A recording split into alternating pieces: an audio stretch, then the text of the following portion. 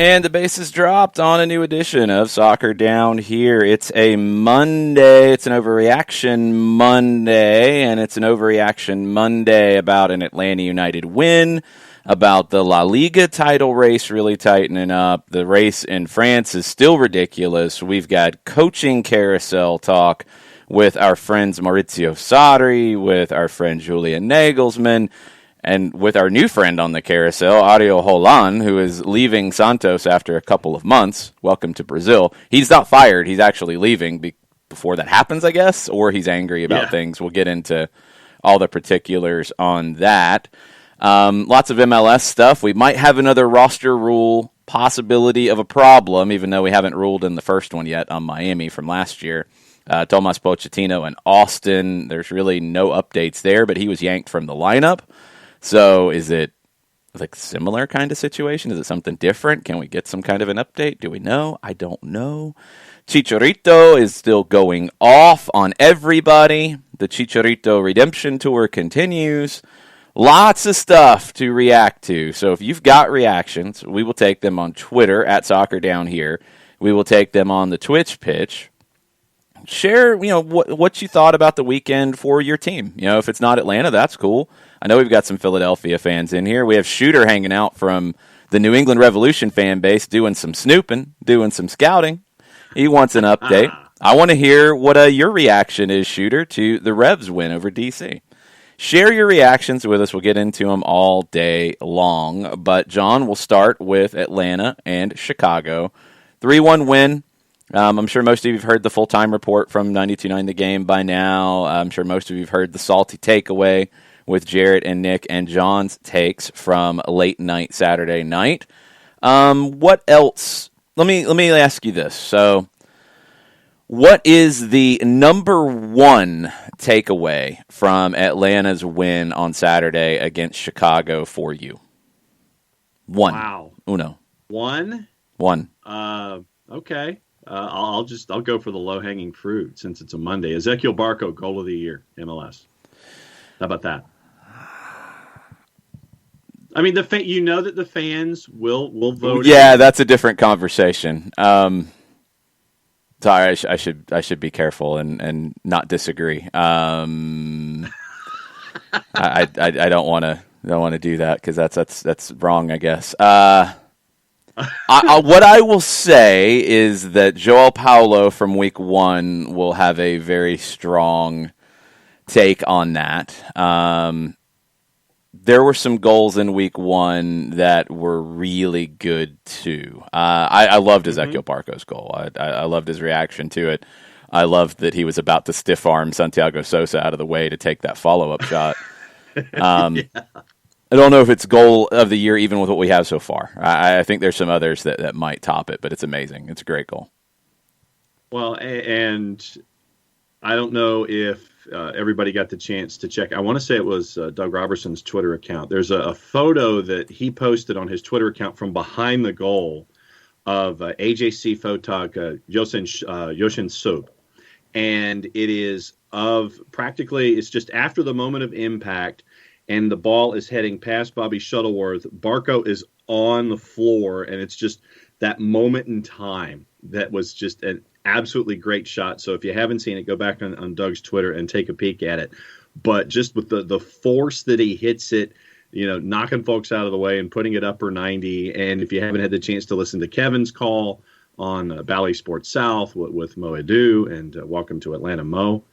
For hanging out with us this season with Atlanta United, but there are a lot of different angles to enjoy it from, whether it's still or video or live for the 20,000 plus that were there. But tremendous strike from Barco, and to see the joy that he had after scoring and then running over and being a part of a dog pile. I thought it was a great moment as everything is starting to come for Atlanta United with fans back in the stands and all that stuff. Great moment in match week one for home matches for folks at MBS. Sorry, that ding was Kefsey is gifting subscriptions in the Twitch pitch, which Kefsey is awesome. So thank you, Kefsey. Thank you, Kefsey. You rock. And new subscribers, you want to get into the Discord, give me a heads up. We'll get you into the Discord, and you can join the conversation there, which was great over the weekend. Has been great for watch-alongs. recipes, which was an unexpected bonus of the Discord, fantasy headlines, music playlists, another unexpected bonus to the Discord. It's been good times. So if you're a subscriber on Twitch, if you're a subscriber on Patreon, and you're not in the Discord, please give us a heads up so we can rectify that. Barco for me was man of the match. There wasn't even a conversation about it. I think this role with him centrally, it makes it a little bit more of his team. And I liked one thing that I talked about on the radio call with Mike Conti. There were two plays before his goal. One, he played a ball into space and expected the run from Lisandro Lopez, and he didn't get it. Two, he played a ball down the line for Marcelino Moreno, who I think his run was late, so he didn't get there. And after both, I didn't think Barco was a jerk about it, but he was demonstrative about, hey, I need the run first. Like, move. I need you to be in motion because I'm going to play you the ball. I'm going to feed you, but you got to be moving. And it's one thing for a good young player to do that. That's fine. But where you're doing that to a player like Lisandro Lopez with his pedigree and a player like Marcelino Moreno, who's older than Barco and has more professional games under his belt, for Barco to feel that confidence to demand the right thing. I mean, he wasn't wrong. He's absolutely right to say that, because the movement at times is still not as much as you want off the ball. The movement has to be first before the pass. The movement should direct the pass. The pass shouldn't direct the movement. And early on for a player like Barco, I think you have to hit those kinds of passes and make a point and say, look, this is where I'm going to feed you. You got to be moving. You got to go. And I like that Barco didn't defer to players older than him or with a deeper resume. That stood out to me early on in this game. My one big takeaway is they showed that they can bounce back from adversity. Gave up a bad goal, a really bad goal, and I don't know if we ever really got a clarification on what happened, because it looked like Anton Walks let it go, and the way he moved, it was like somebody called him off, or he thought somebody called him off. Miles whiffed on it because I don't think he expected Walks to let it go, and then Gurr was caught out because he didn't expect it to get to the other two, and you give up a bad goal to start the second half. We've seen things with teams where that goes south. It didn't. You fought back. You had a couple minutes where you were a little shook, and you fought back, and you got things taken care of. It's a really, really good win for Atlanta United because of that, because you need to go through those moments. They did. They bounced back. They got the 3 points. It's a good win. Let's. Can we talk about Jack for a second? Yes. With Jack Gurr coming in the second 45, Brooks Lennon, with his the contact that he had with Jonathan Bornstein not available for the second 45. Later, it was revealed that it was a concussion sub that was classified for the Lennon removal. But I've got to give a lot of credit for Jack Gurr coming in the second 45. The way that he was interacting on the right hand side. And I tip my hat to Jack for coming in a difficult situation. And the goal, I think it was goal number 3, where he's interacting with Jurgen Damm, and they're both calling their spaces and getting everything squared away. Where Jack gives it to Damm, Damm ends up with the drive, and then you end up with goal number 3. I think that was a good classification for the effort that Jack Gurr was putting in there in the second 45. So I tip my hat to Jack as well for coming in a difficult situation. Yeah, Jack Gurr can play at this level. No question about it. It's tough when you come in cold and you have that kind of series of mistakes in front of you. I saw a question real quick in the Twitch pitch about, whose fault is it, or should it be? Was it Walks' fault we're not clearing? It's kind of all of their faults. I don't know what went wrong is really the hard thing to know who's at fault. Just the way Walks almost backed out of it, it was strange. If you want to go in order, Walks has the first play on it. He doesn't make it. Robinson has the second. Gurr has the third. I would probably put the blame in that order, but it's a miscommunication all the way around and a misplay, and it ultimately doesn't matter. If that's the goal you concede this year out of 4 games, that's okay. It's going to happen from time to time. Other things from the match that stood out to me, I thought that third goal with Gurr and Dom, and especially Dom turning the corner with pace. I love to see that.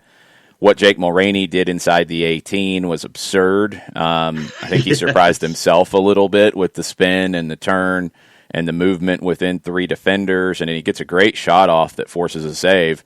That might have been a goal of the year candidate if Mulroney had found the back of the net. But love that Heinemann wasn't holding back outside the 18, lingering. I love that he was crashing on that back post. That's that movement we talked about all last week, that you need those central midfielders getting into the 18, not just being on the edge of the final third. Get inside the 18, become auxiliary forwards. It's really, really important. All right, we'll get into questions and reactions from the Twitters. You can go all the way back to Saturday, I guess, John, and we'll get caught up on everything. Stuff you didn't get to on Salty Takeaway, at least. Is it still going to be the Salty Takeaway? I heard there was debating about the name of the show. There is debating internally. There's internal debating about the name of the show? Yes. Nick has come up with alternate title suggestions, so... we'll get into that as well, and we'll discuss it. But the way that and we got into singular plural last week when it comes to the show. I think the show itself is the singular. It is the Salty Takeaway, while those of us who are inside the show have takeaways. And so I think that's where folks were sitting there, and it's like, well, which is it? And it's like, no, the show is singular, but those of us inside the show have the takeaways. Therefore, the show itself is the Salty Takeaway. The show is the Salty Takeaway, but there are takeaways within the takeaway. Yes, and so and coming up with the title of the subtitle of said show, I had to hijack Mike's "Good Night Chicago," and I couldn't resist that. So people are telling you not to listen to Nick, by the way. Okay. Well, that's. Considering that it was a Discord, the Discord suggestion, that's why I'm sticking with it. I believe this was a Discord discussion to come up with the title for the show, and so that's why we're there with it. Matt Wagner has one sec. Domer, I want to get to yours about TV deals here in a second, because I don't think it's as simple as you've got it. We'll get into that here in a little bit. Sorry, it just doesn't fit at the moment. But bring that back up, please. I'll try to remember it too. Big picture stuff. Let's get back into the reactions from Atlanta and Chicago. Matt Wagner. Right. Yes. Well, Matt Wagner had some other stuff in the league that he wanted to get into a little later on, having to do with someone who I think is on pace for more than 70 goals this season at this point. Waffle House United says Atlanta United, 9 fouls, 3 yellow cards, ratio of 33.3%. At Chicago Fire, 26 fouls, 1 yellow card at a percentage of 3.84%. Chicago's lone yellow card came in the 90th minute, and Waffle House added us and added pro. And there was no other comment, just the statistics of the matter. The statistics don't tell you everything. I harp on persistent infringement all the time. But not every foul is created equal, so just looking at the numbers can be misleading. In this case, they're really not. You do have issues with the way Alan Chapman used his cards. I think in general, the way he called the game, fine. I didn't have any major problems with it. But the way he used his cards was a problem. The card to Gaston Jimenez late in the 90th minute, I was almost more outraged that he actually gave a card at that point. He didn't stick to his guns, that he wasn't going to give any cards to Chicago. I was like, this is insulting. This is patronizing. Boris Sekulic should have received a yellow when Barco backheel nutmegged him on the touchline, and he just kicked him from behind. I mean, that's as easy of a yellow as you're going to find. Jimenez should have been on a yellow sooner. Barco was fouled 7 times. Again, not every foul is the same. They're not all created equal, but those are 2 that should have been easy yellows. I think Bornstein was on 4 fouls. He should have gotten a yellow. Those were the 3 that I kept coming back to that were persistently committing fouls and should have seen yellows sooner. The Bornstein-Lennon collision, I was okay with them not going yellow there because I don't think there was any intent from Bornstein. It was a little reckless. If it had given the yellow, I wouldn't have argued it. But I'm okay with them not giving it. Also, Bornstein did all the right things after the collision that you do to not get a yellow in that situation. He immediately checked on Lennon. He knew that there had been a heavy collision. He knew that he was at the wrong for the foul. I don't think there was anything dirty about the play. Bornstein's not that kind of a player in general. I think his reputation helped him, but he should have received a yellow for other fouls that he did after that. So those were the three that I thought. It shouldn't be a proportion, but those three should have been on yellows for me, and it could have changed the way the game played out. Ultimately, it doesn't matter.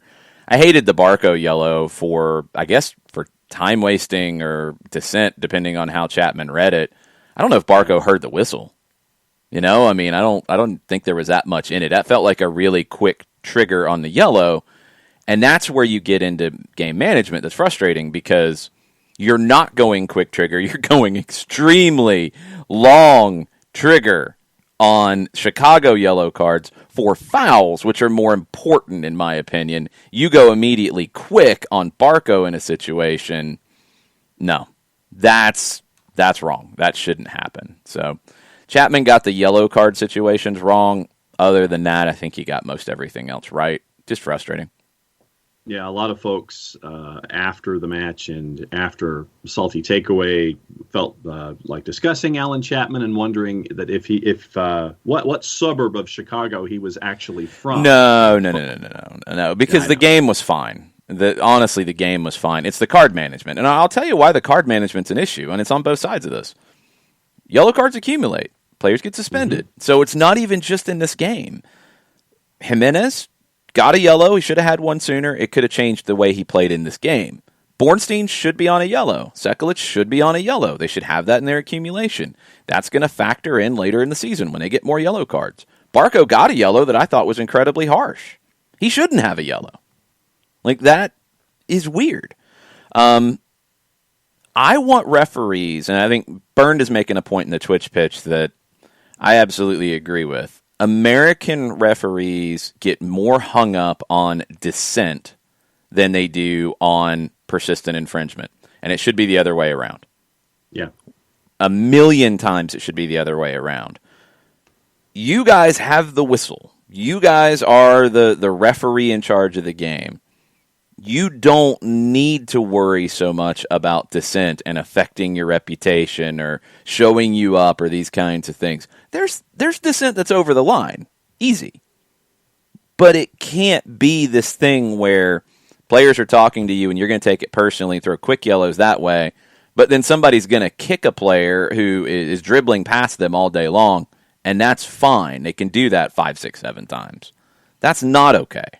What's better for the game? Skilled players? Yes. We want them. We don't want them kicked out of games.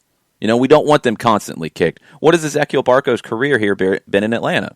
Getting constantly kicked. He's missed games because of it, which has affected the way some people feel about Ezequiel Barco, to be perfectly honest. People have a negative perception of Ezequiel Barco. He was kicked out of the 2019 season in Columbus. He wasn't the same after getting kicked inside the knee, which I don't even know if that was a yellow card. Like, that's the thing. It affects the game negatively. What does dissent do in the grand scheme of things? Nothing to the game. Unless it's over the top and you give it. I'm talking about the yapping. I'm talking about the chirping. I'm talking about a call happens and people disagree with it. That doesn't do anything to the game. A skilled player getting kicked constantly absolutely has a negative effect on the game. I want that to be taken more seriously. I want American referees to change the way they're trained.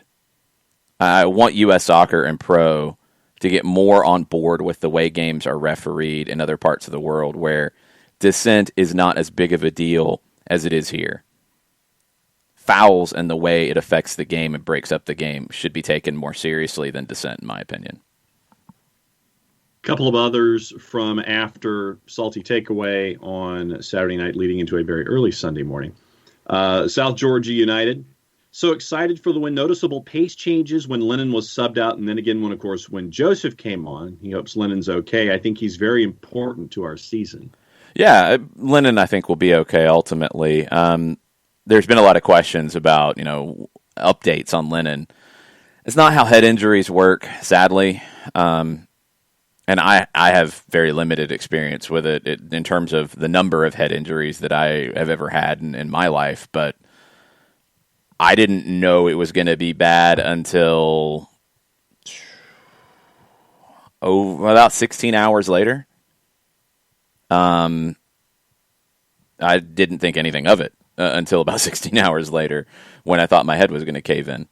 So there's no timetable here. We don't even know if he has a concussion. I think it's really tough when you're explaining this in the moment.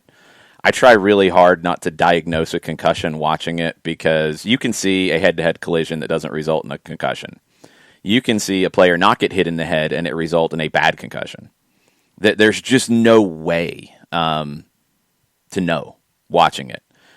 What surprised me is the shiner that popped up immediately. I'm not used to seeing that. They showed a clip, I think, when he was going to the locker room at halftime on the TV feed that we had in the booth. And, I mean, it was immediately bruised up. That surprised me a little bit. But there's just no way to know. So I'd be surprised if we saw Lennon tomorrow in CONCACAF Champions League. I wouldn't necessarily be surprised if we saw him on Saturday. Right. We just don't know. And, he has to go through, I'm assuming, all the protocols of making sure there's no symptoms later. You have to be symptom-free and then be able to train normally, because sometimes you can generally be all right, but then you go train and you don't feel right. So there's no blueprint here. You got to give him time, and I don't think Tuesday is going to be enough time. I think he'll probably need that off, unless he was fine after the match, after he was substituted, unless he was fine yesterday, unless he's fine today and he's able to do normal activity. If he is, then we're having a different conversation, but none of us know that.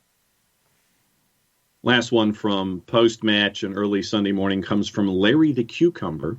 What up, Cucumber? And shades of 2017 in this team. Looking forward to the ups and downs of the season with zero expectations other than it being a wild ride.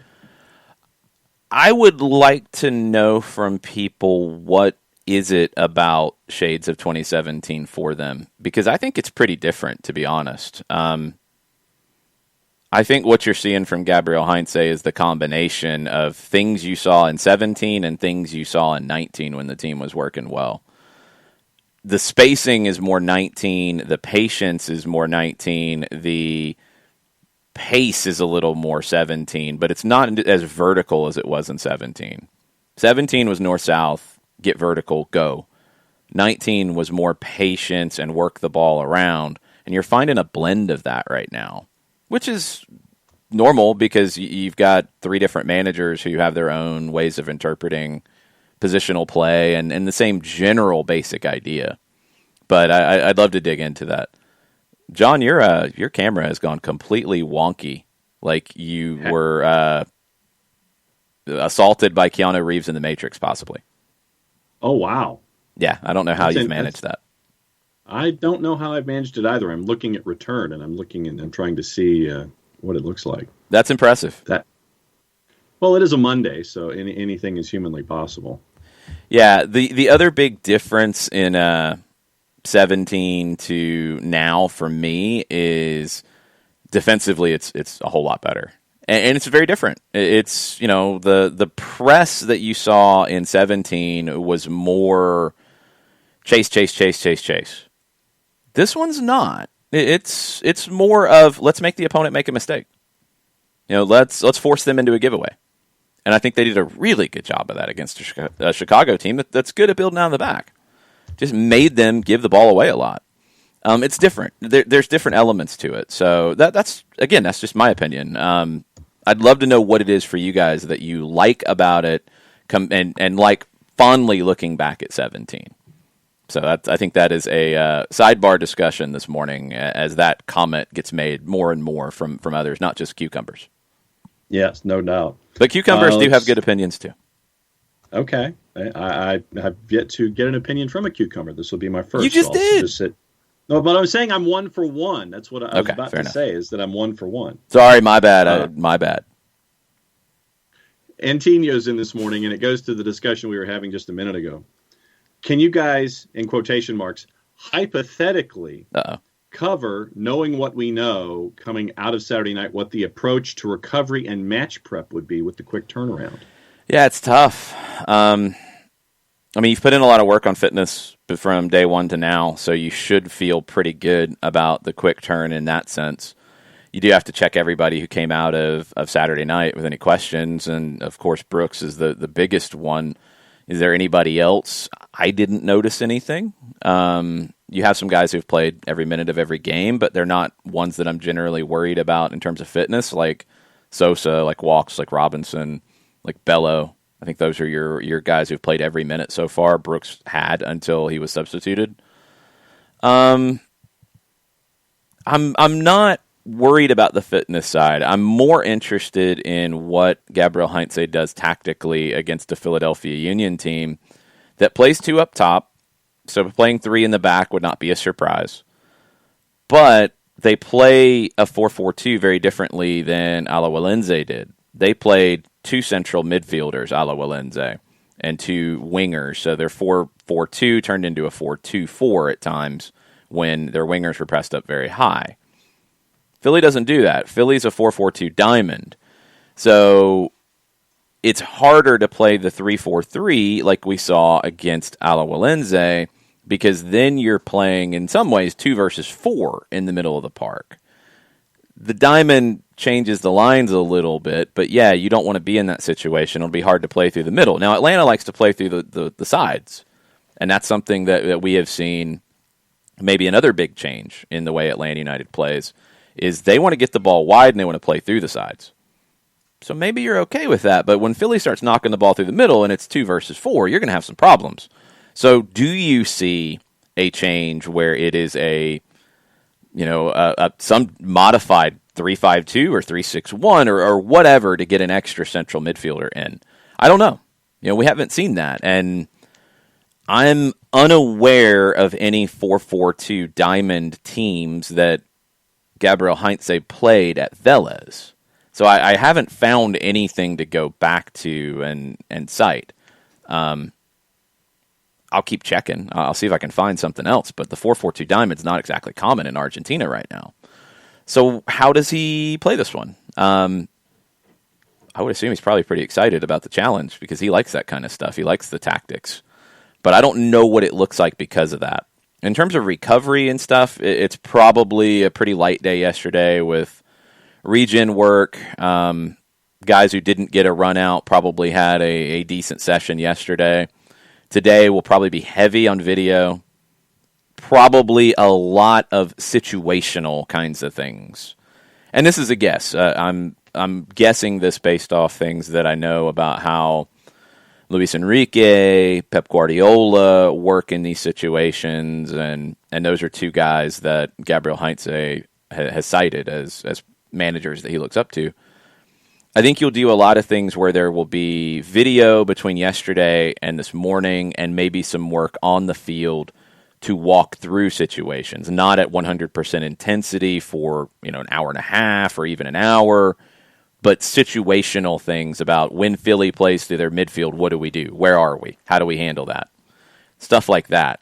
Maybe some set-piece work as well. But I think a lot of it is going to be situational about their midfield because it's just different, and you haven't seen it yet. A couple of folks in the timeline have talked about other MLS stuff, and when we talk about the league in general, we'll circle back to that. Chris Hutchison's in this morning. He says, so since the start of play for both CONCACAF and MLS, we've won 1 away match, tied the other, and won 2 at 2 different home fields. Oh, we're also currently number 2 in the Eastern MLS standings, but Joseph Martinez still hasn't scored yet. Is it panic time yet? Get that out of here! Yes. Mm-hmm. Yes. It's good times. It's good. You're creating chances, and you've been creating chances. You finally got on the end of some things here. Great individual goal from Barco. Great team situation to create goal 2 and goal 3. Goal 2 is a really good cross from Marcelino Moreno into a dangerous spot. And Marcelino struggled. Boris Sekulic was really good at right back. I did not think he could shut Marcelino Moreno down. Moreno has been one of the best dribblers in the league over the first 2 weeks. Sekulic did a great job on him, especially in the second half. I did like that Atlanta kept feeding Marcelino, like, keep going, we believe in you, keep going. Switch him over to the right side. He puts in the cross that gives you the go-ahead goal. He's not going to get any credit for it because it's an own goal, but yeah, that's great work from Marcelino Moreno to keep going and keep fighting and keep battling. Things are going to come good for him. The third goal, it's Gurr, it's Dom, two substitutes that are involved in it, Mulraney with individual excellence inside the 18, and Mulraney should have had another one. He should have had one of his own for sure. He had a great opportunity that he put wide. And Heinemann does what we've been looking for him to do, crash into the 18 and score goals a la Frank Lampard, that central midfielder that's crashing with late runs. I think Emerson Heinemann's got that kind of game in him. He gets the goal there off the save. So really good work in terms of team play in the final third. It was better here, but you've created chances consistently. Now you're getting on the end of some things and putting them away. The final product has to continue to improve.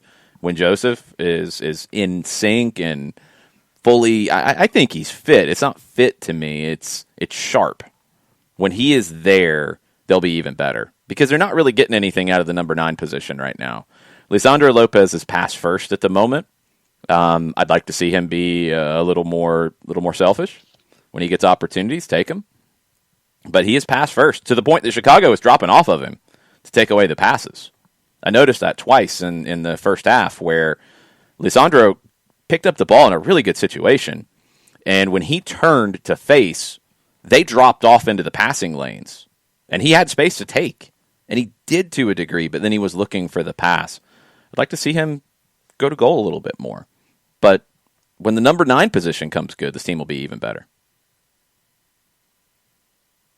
Also on the board, Shiva. I think the difference between this year's team and last year's team, or even the 2019 team, is their attitude and mentality. The style and philosophy only works when you go in with a winning mentality, and we could see it after we went down a goal. Yeah, the mentality is a big difference. And Shiva just asked, I'm going to throw it in from the Twitch pitch because I just spotted it. So why is Joseph not starting? I think he should start versus subbing in. We don't know. And that's honestly, it's not for me to speculate on. Because I don't know. Without seeing training, I have no way to answer the question, Shiva. I'm not seeing anything physically from what we see that would make me think there is a physical issue. Could he be a little behind in fitness? Yeah, and we'd have no way to know that. I'm not seeing anything physically from the time we're seeing him on the field. Some of this can be down to Gabriel Heinze feeling like Lisandro Lopez gives them the best opportunity to win games. And his vision, his passing is very, very good. He brings others into the game. That's a very useful thing. You want more from him in terms of going to goal himself as well, but it's not like he's stinking up the joint either. He's playing the position in his way. It's different than Joseph. That might be the best way to get results at the moment while you're trying to get Joseph sharper. It's a tough balance. You know, I mean, it's very easy. I think this is the sport that gets this the most. It's very easy to sit on the outside and whether you're somebody like me who calls games, whether you're somebody who writes about the game, whether you're a podcaster, whatever, whether you're a fan, it's very easy to sit on the outside and say, it should be this way, it should be this way, it should be this way. That guy's wrong. He's doing it the wrong way. We don't have all the information, even in normal times where you can see a little bit of training and you can talk to people more. We just don't know.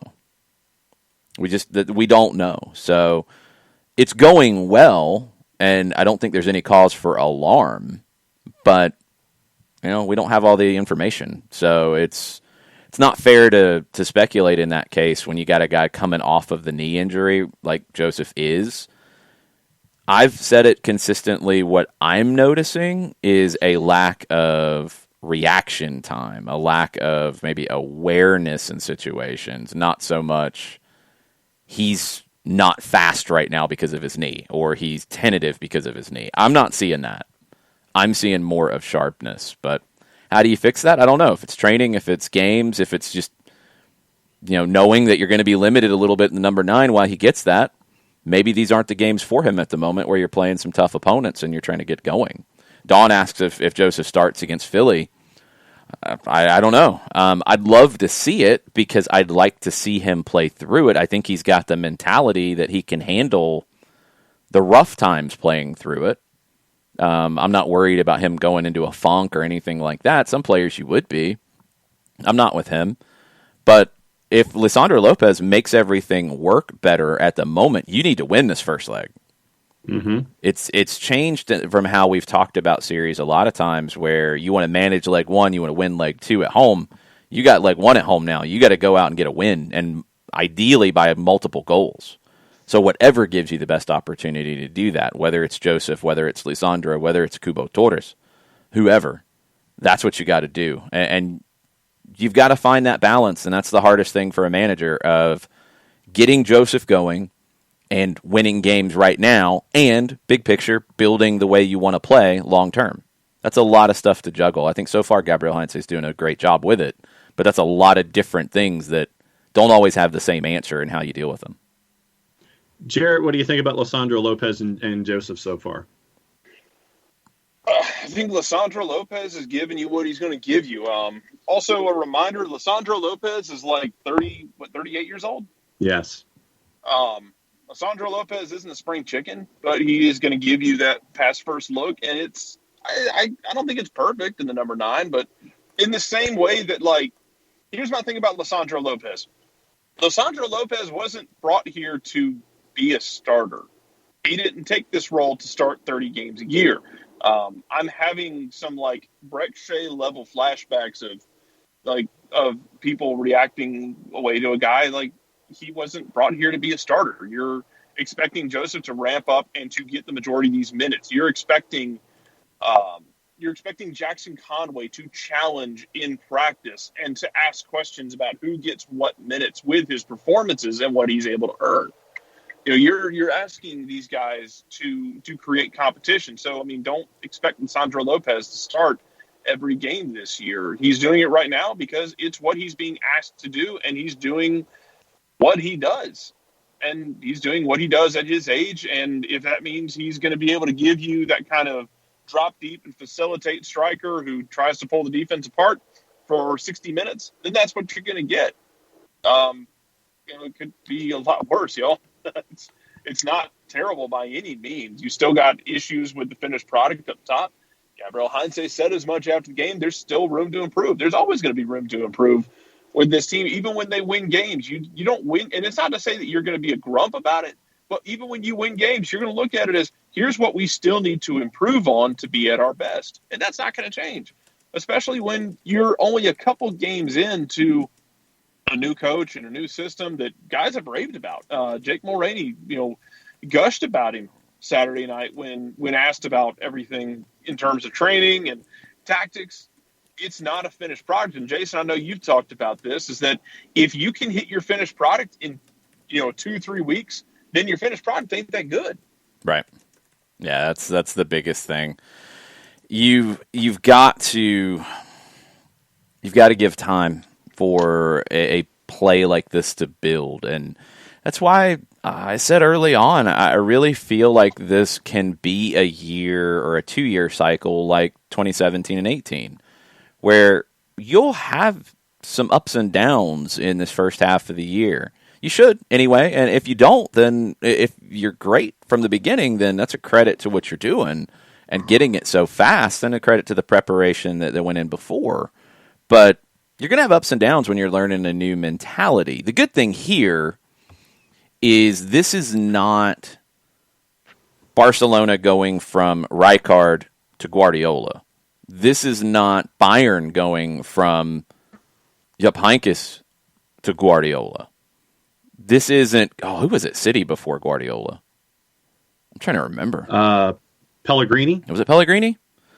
Yeah, Mancini won the first title, then it was Pellegrini, then it was Guardiola. Yeah, it was Pellegrini. And this is different than that. And in all of those, there was that year one. I mean, he won the title in Bayern, but again, that's kind of hard not to do. But there was the, look, it's not coming together here. It's going to take more time. Look, he can't figure out the English game. There's all of that to it. And it was better the next year. It was better the next year. The situations where I think he had the closest thing to be ready was Barcelona, where he had a great first year. But at the very beginning, I think it was Numancia he lost, and its people are freaking out. So it takes time to play in this way. It is not a simple way. It is a very thoughtful way. There's a lot of repetition that's needed, but you're not a robot either. That's what's so fascinating about it to me is you see some teams that repeat in terms of certain build-ups, certain sequences, certain movements. It's repeat, repeat, repeat, repeat, repeat. And they almost play robotically. This way of playing, in my opinion, is not robotic, but there is a sense of you need repetition to learn how to read situations. You know, there was a video sequence that I saw on Twitter this week that was marveling at George Bello underlapping as opposed to overlapping. You know, we've talked about this, I think, since we started getting into positional play and Gabriel Heinze. You know, Mikey Ambrose really nailed it on stoppage time when we talked to him very early on. In the Tata Martino way, it was go in straight lines, overlap, overlap, overlap for outside backs. In a positional play sense, it's not.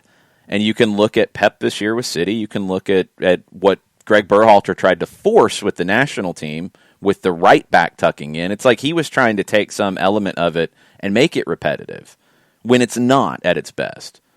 George Bello, Brooks Lennon have to read the game in front of them. If the winger stays wide, there's no point in them staying wide. And it was great to be in the same building as Gabriel Heinze and be able to watch his reactions to things on Saturday night, because there was a sequence that he was disgusted by. I don't think he was actually disgusted, but he looked like he was disgusted because he's very demonstrative on the touchline. He kind of like slammed his hands down and walked away a little angrily because Lennon, Mulroney, and I think it was either Barco or Heinemann were all like within a 5-yard square up against the touchline going into the final third. And Chicago was able to defend 3 guys with 2. That's the last thing you want.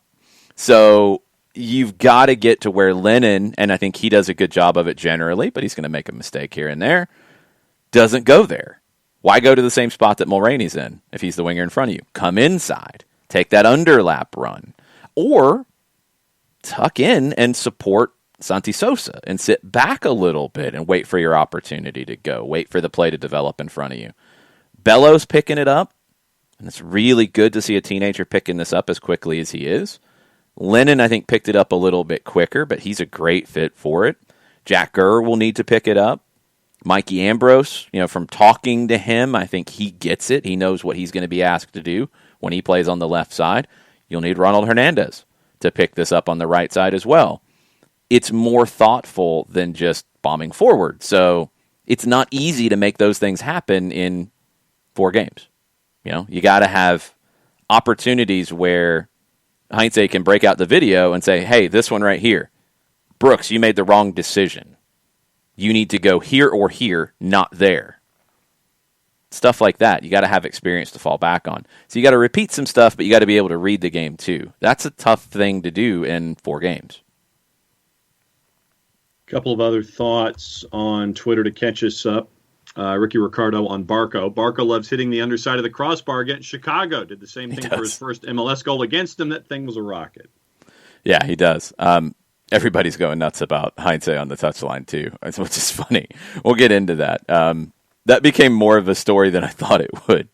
Jarrett, I know it became a big topic. Like, I don't know how much you guys were watching him. I saw him celebrating Barco's goal before he ran over there, because I watch the manager a lot, and with Heinze it's great because I know exactly, or at least I have a good guess at what he's thinking, because he shows you. And it's fun to watch that side of stuff. He's just different. Tata wasn't that demonstrative. Like, he was a little demonstrative, but not like that. He's the most demonstrative manager I've seen in a long time, and it's great because I think if you're a player, you know where you stand in the match when you see him reacting in a good way or reacting in a negative way. It's not to show anybody up. It's just, yeah, if he's frustrated, he's frustrated. You can see it. Yeah, you can see absolutely exactly how he's feeling. I feel like we had that with Stephen Glass in stretches last year with Atlanta United when he was when he took over, and some of these guys wear their hearts on the sleeve, some of them don't. Some guys are a little more reserved. It's just how guys are. Doesn't mean they're good or bad necessarily.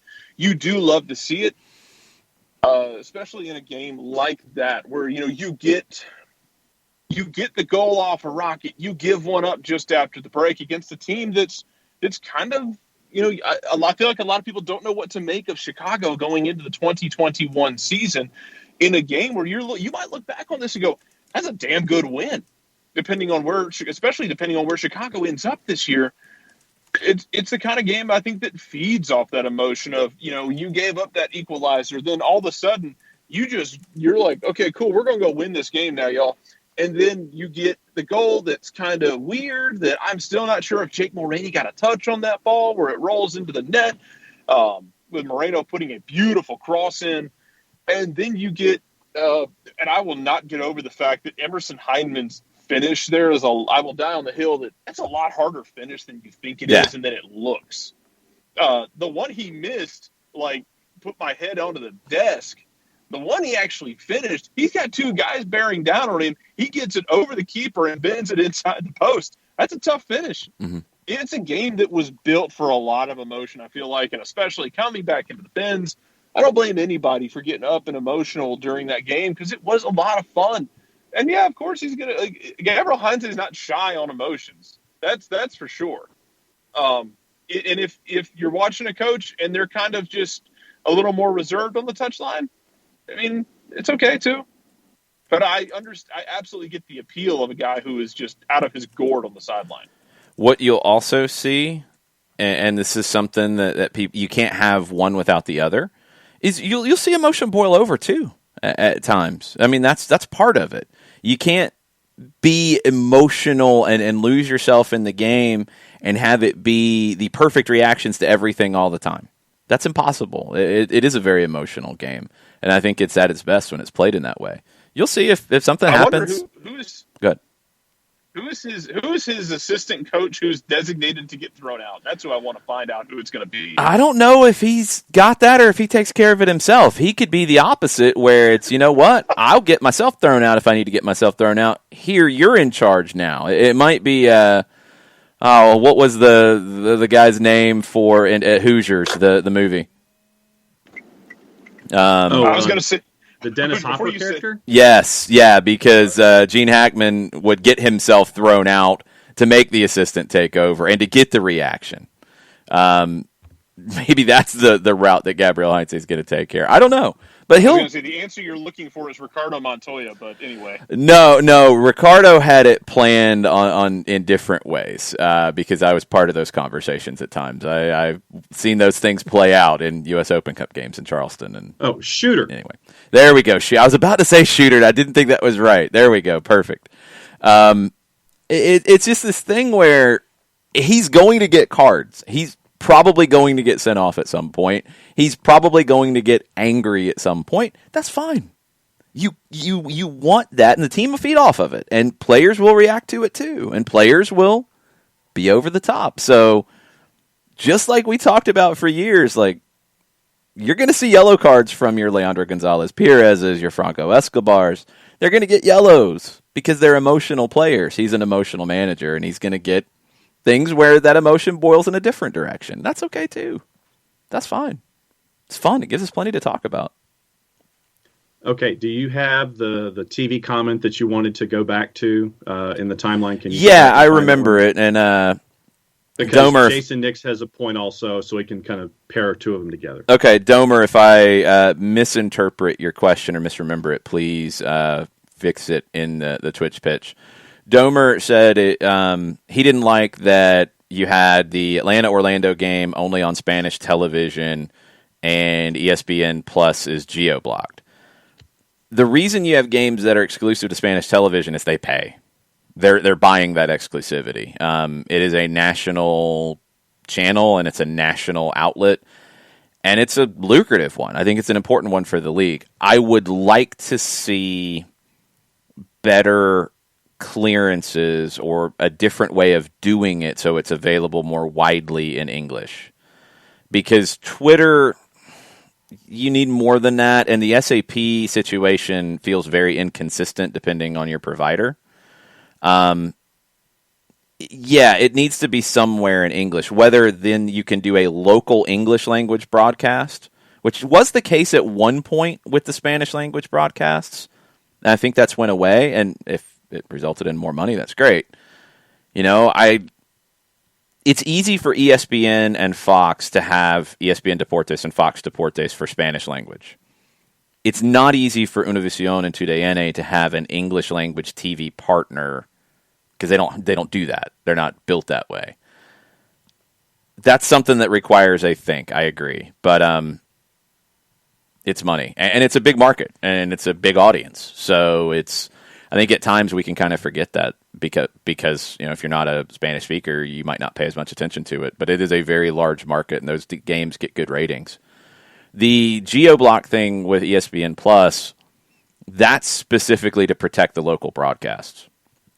It is to protect, if you are in the local market, you have to watch on the local network. Now, I know in Atlanta that is an issue right now with Sinclair. That's a different topic. But the way it's structured is so you watch the local broadcast on your local outlet.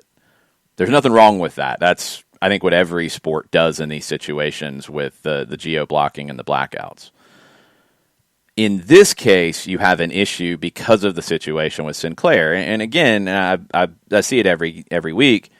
It's not the team's fault, and they can't just throw it somewhere else. Like, that's the problem, is they can't just say, well, we'll do it on our own streaming thing. When they did the contract with Fox Sports South, they were dealing with Fox. They were dealing with the parent company of Fox. Fox sold their regionals to ESPN and Disney.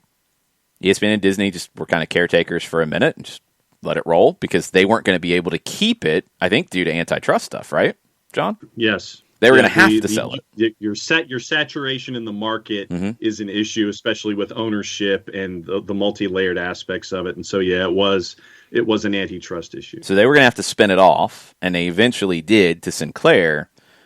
And then that changed everything because of their model and their plans, and they own it. So, I mean, it's their decisions. But that changed it. So that's not the team. The team's under contract. Can they break the contract? Obviously not, because I think they would have by now. I think all the teams in the situation would have by now because they want the games to be more widely available. But if it's a contract, there's nothing they can do. New teams coming in are able to not sign contracts like that and do some different things that really weren't on the table a few years ago when this was signed. When this was signed with Fox, this was hailed as an incredible deal because you had regional coverage for a team that you don't normally get. You didn't just have it available in the metro Atlanta areas, all over the states, all over the Southeast. That was huge. It's changed because the channel's not as widely available because of the new ownership. One thing. Ricky asks about, do we know why the New England game is on CW and streaming on the team website? Because it's not on a Sinclair network, because I believe they have Braves and Hawks at the same time. That's my guess as to why it was bumped. Yeah, that would be my guess as well. Because you've got both, the two channels. Both Bally channels working with other live stuff, then you've got to find another partner, and that's where you go to your other element there. And that was in the deal originally. It just hasn't ever come up, I don't think. I don't think they've ever had a game get bumped, but I went back and looked, and that was the original plan, was select games could get bumped if you had Braves and Hawks conflicts, because they were in place first. They had deals first, so that's where it goes. So that's it. That's why. And because it's not on Bally, then you can go into a different way to stream it. Yeah. Jason Nix says, in addition to his dislike for Alan Chapman, which is still a fairly popular topic on the timeline, he says, how does that Bally Sports cameraman not stay on hindsight jumping after the goal? It looked awesome anyway, but if they'd stayed on him, chef's kiss. And they didn't follow Barco over to celebrate with Joseph. Needwork Valley. No, I didn't see that part. Every cameraman has a responsibility. Yeah. It's a multi-camera shoot. Jarrett's going to get riled up now. Every cameraman has a role, and you know exactly what you're supposed to do after every situation. He did his job and kind of freelanced it to at least kept Heinze in the shot for you. Yeah. But it's you got a responsibility that it's like once something happens, you go to where you need to be, so your technical director has a shot to take. Jarrett would know. He's been there and done that thing. That's not Jarrett firing off hot takes. That is TV production down here. That's Jarrett from experience down here is what that is. Yep.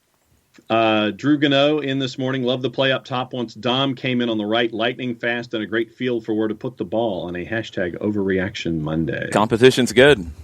Jurgen Dahm wants to start. He wants to play 90 minutes. Jake Mulroney is beating him out at the moment. So when he gets his minutes, he's got to make the most of it. I thought Jurgen looked really, really good. That nitro speed to turn the corner to put in the cross that Mulroney nearly found the back of the net on. It's really good stuff. And the last Atlanta. Hold on. Dawn says there was a Atlanta United game on CW in 2017. I was wondering if it had ever come up before. And there is a Braves and Hawks conflict. That's why it's getting bumped. Okay. And your last Atlanta topic, the other topics in the timeline are on other MLS things. Fishing Basket is going to need an on-air review of Wild Heaven's Lemon Pepper Wet. Haven't had it yet. That will have to be that might be a countdown. No, it won't be a countdown to kickoff thing. That won't work. Maybe a run-up taste test, possibly, maybe. Could be a soccer over there. It's got to be an evening one. And we haven't been at Wild Heaven since they put this out. We're not going to be there anytime soon because we're bouncing around everywhere else, as you see Dry County on the board for Friday. It is a Friday show this week.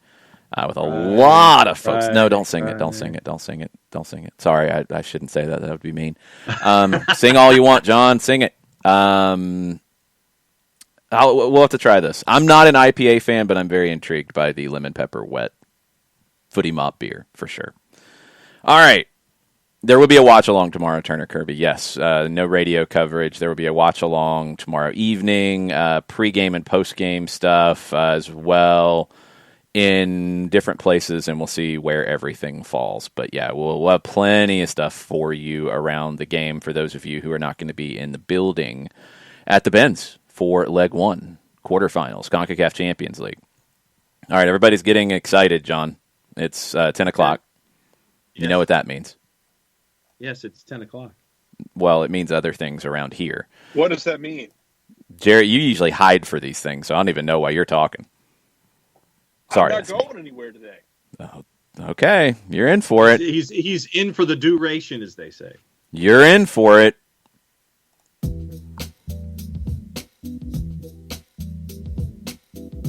Do you not hear that, John? This much dead I air don't. isn't advisable. You don't hear it? No, I don't hear it. Do we have to start over? Sure, I think that'd be great. All right. Well, that's not good. Let's turn it up louder so you can hear it. Man, thought that you might be ready to go. Is this better? Nope. Well, all right, John. Just imagine the music starting right now. Tell us about Steve Apolinski. Once Steve has finished calling me here in Office HD, I'll tell you about Apolinski and Associates LLC. And I don't know who that is because it didn't show. Oh, that's who that is. Never mind. Okay, now that they've stopped. Apolinski and Associates LLC, proud supporters of everything soccer down here in the SDH network for wrongful death and serious injury matters. There's only one place you need to go, and it is said firm, Apolinski and Associates LLC. 3 different ways that you can do it. You can pick up the phone, get a free consultation, 404-377-9191. You can shoot Steve an email directly, steve at aa-legal.com, or you can go on the World Wide Web, large device or small, in the address bar, type in aa-legal.com, hit the enter key, the return key, the arrow key, whatever advances you to the homepage. for Apolinski and Associates LLC. And in addition to all of the pull-down tabs that describe all of the work they can do for you, you go down further on the page and you can see all the awards that they have won as a firm in their over 30 years of experience, where they have garnered over $40 million for their clients in Georgia and Alabama. There are 2 time zones at work here for Apolinski and Associates, the Central and the Eastern. And if you still have a question after looking at everything on the homepage, there's a pop-up window that pops up, because that's what pop-up windows do. They pop up 24/7, 365 and a quarter. Chris Hutchison, recognized as Legal Elite by Georgia Trend Magazine for being one of the top 100 firms in this here state of Georgia for wrongful death and serious injury matters. One place you need to go, it is Apolinski and Associates LLC. The website is aa-legal.com. Okay. Now I hear the music. Yeah, all the negatives. All the negatives are because of me, because of my settings changing for some reason. So that's on me. But next time it sounds weird, you guys, you got to tell me, because I have no way to know. Not the people listening. I'm talking to the co-hosts on the show, because the audio was coming from. Hear anything? No. I'm saying in general, because I would imagine that it sounded different, because what you were hearing wasn't coming from the headset. What you guys were hearing was coming from the camera, which I'm assuming sounded very different than it did normally, correct? Little tinny, yeah. Tell me that before we go so I can fix it, because I have no way to know that. I didn't know if it was my new headphones, and so that's why I was laying out from the discussion, because my previous set of headphones died. Okay. Anyway, we'll figure these things out. I had no way to know. It's my bad because my settings changed. So all the reds are for me, not for Mateo, not for anything else. The laptop goes with me different places, and what's very interesting is sometimes when we re-plug in and then come back to the home base, the settings change. Sometimes the settings don't change. So it changed the input on Skype, which is how I'm talking to these guys. I have to drop other things out of it so they don't hear themselves talking. It's a very complicated procedure that usually shows have a producer doing. That's dogs and cats me. Living together, mass hysteria. Just let me know when it sounds weird so I can fix it, because I had no idea, because there's no way I can know. The read was good. I give the read a 9.5. The production side, my end, 0.0. So that's an average of a 4 point. No, you don't get points taken off for the production issue. That's not your fault. It's a group effort here. No. The settings are bad. Sometimes it may be good, yes, but again, I didn't even know they would change, so I had no way to know that. But it's my bad because I moved the laptop. So anyway, I take the red card, I take the 0.0, and John gets a 9.5 because he persevered through it. Okay, well, then what did everybody else say? Well, there were talking about the issues with the technical issues, which wasn't your fault. So I'm taking all of that away. Right. And so then what did everybody else say in addition to you taking the technical issues out of the equation? Well, you got a 9 for overcoming production. You got an 8. Read wasn't bad. You got an 8. You got a 7. You got a 4.998 from the East German judge, which is the default. Mateo's getting red carded. I'm not even putting this on Mateo. This is because I took my laptop to the bins on Saturday night because, I needed it for games and stuff. Like notes work and stuff. And things.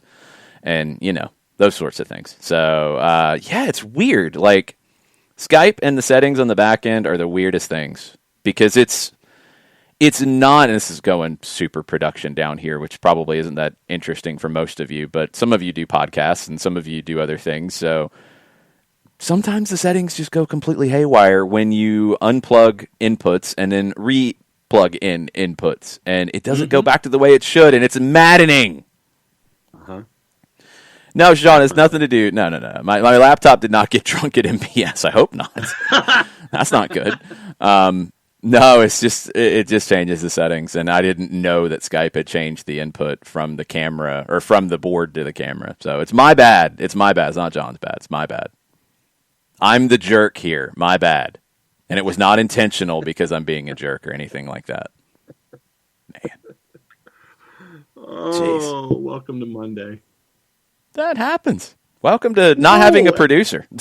I know it happens because there have been times I didn't know that this was another one of those instances, but in the past it has happened where we've gone outside the building and come back inside the building, and then you come back home, and then the settings somehow reset inside the computer, and we've got to kind of no, it's not that it's not resetting. What's happening is, I think what I need to do as I think through this and try to figure it out logically is it's about what order you plug in inputs, because Skype will take the first input available to it that is plugged in, or the last one, and I'll figure out which one it is, and that's what it makes the microphone be. So I guess I plugged in the camera last. I don't know why it would default to a camera microphone, but anyway, yes, I'm the jerk. Like that can be a soccer down here shirt. The Gary Sinise sequence in Apollo 13. I guess. But anyway, as we talk through it, that's why John couldn't hear anything. I went and looked once I started to think about it and figured it out. So now they can hear all of the other stuff that happens on the show, like the drop that they didn't hear in the first part. This is basically us. But they are who we thought they were, and we let them off the hook. Yep, we suck. Morning, Coach Green. I'm the jerk soccer down here shirt. Yes, Sean Vergara, that is going to be made. I'm the jerk. You can put my face on it. Sure, that'll be a hot seller for some. Well, that's going to come right after the action with the fraction shirts. Yeah, there's that. I won't be buying one of those. I'm going to skip that one. I'll let you guys have it. Oh, we're going to make it happen. Give me a what it's going to look like. Get a designer on it, or one of you guys design it, and it'll go up on the site. Outsource that one to the Twitch page. Someone come up with a good design for that. We'll put it on a shirt. Black T-shirt, gold lettering, and then go from there. You can do whatever. Y'all can do whatever you want. Just figure out what it looks like, and it'll happen. There you go, folks. You've heard it right here. It'll happen once it's designed. So Twitch pitch, give us ideas for the Action at the Fraction T-shirt, and we will post it. Yes. Other folks have been talking about other things outside of Atlanta United and MLS in the timeline. Would you like to go there, sir? Yeah, after Stunner. Stunner says, could you see a fans in the stands bump to maybe how the players played? Yeah, I think especially in the first 10 minutes, it kind of a bump in a negative way, because I think the emotion was really big. And maybe the default speed was supersonic. And once they got past that first 10, I think it calmed down a little bit. I think also, again, like after conceding the goal and it's 1-1 in the second half, that's where you saw a positive bump from fans being in the building, is you got that lift that is so important. So initially, I think it was maybe overwhelming, and then it was really good when the team had that little bit of adversity. All right. The main topic outside of Atlanta United this morning on the Twitters has been the gentleman who's been scoring goals in bunches for LA Galaxy. Chicharito! Nathan Pugh's in this morning. He says, I love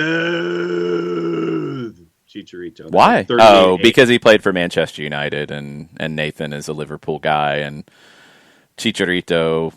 I don't know why people dislike this guy. I mean, outside of like team situations, I mean, he seems like a good dude. He works extremely hard.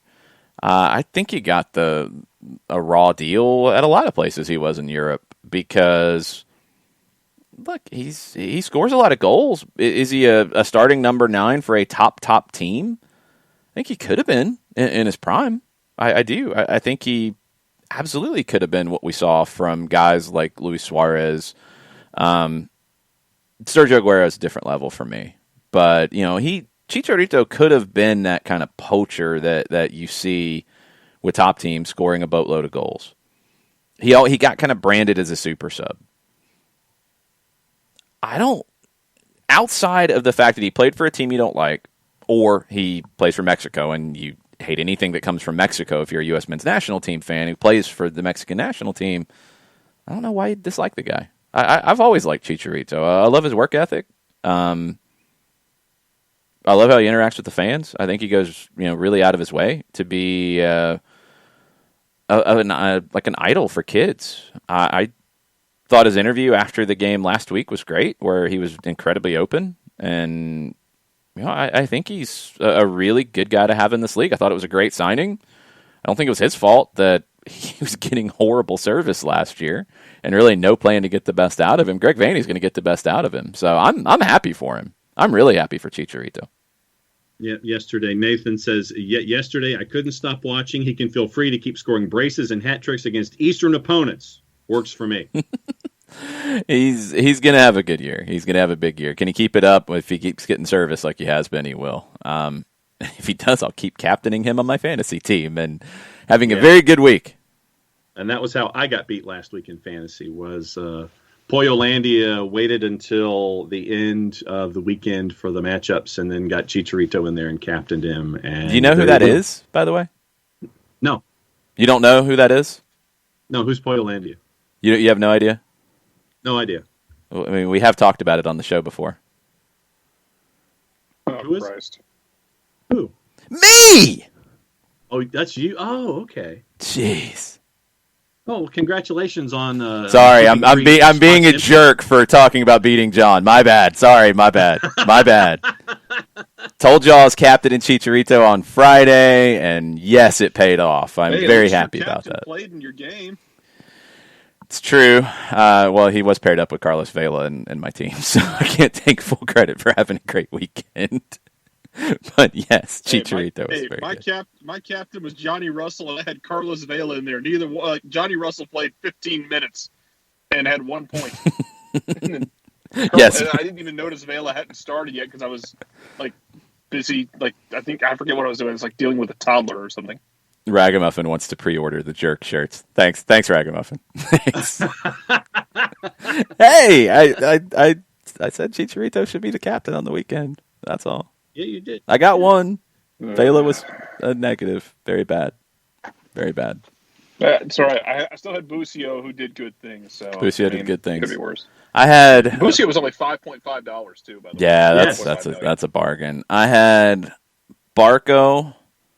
I had Espinoza and Chicharito. So that carried me through Vela not showing up.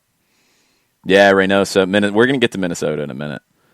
Nick heel turn. Nick's saying I'm spicy today, and this heel turn was well scripted. I thought I was the heel the whole time. That's how I've been told. I didn't think it was a turn. Is it really a heel turn, or is it just a heel progression? It's just a promo then. If it's not a heel turn, it's just a promo as a heel. That's all it is. I guess. I don't know anymore, man. I just laugh. Sean says, how do you change your fantasy shape? Pull out one of whichever line you have. I think it defaults to 4-4-2. Remove whatever line you want to reduce from 4 or 2. I guess you could go with one up top. I don't know if they let you do that.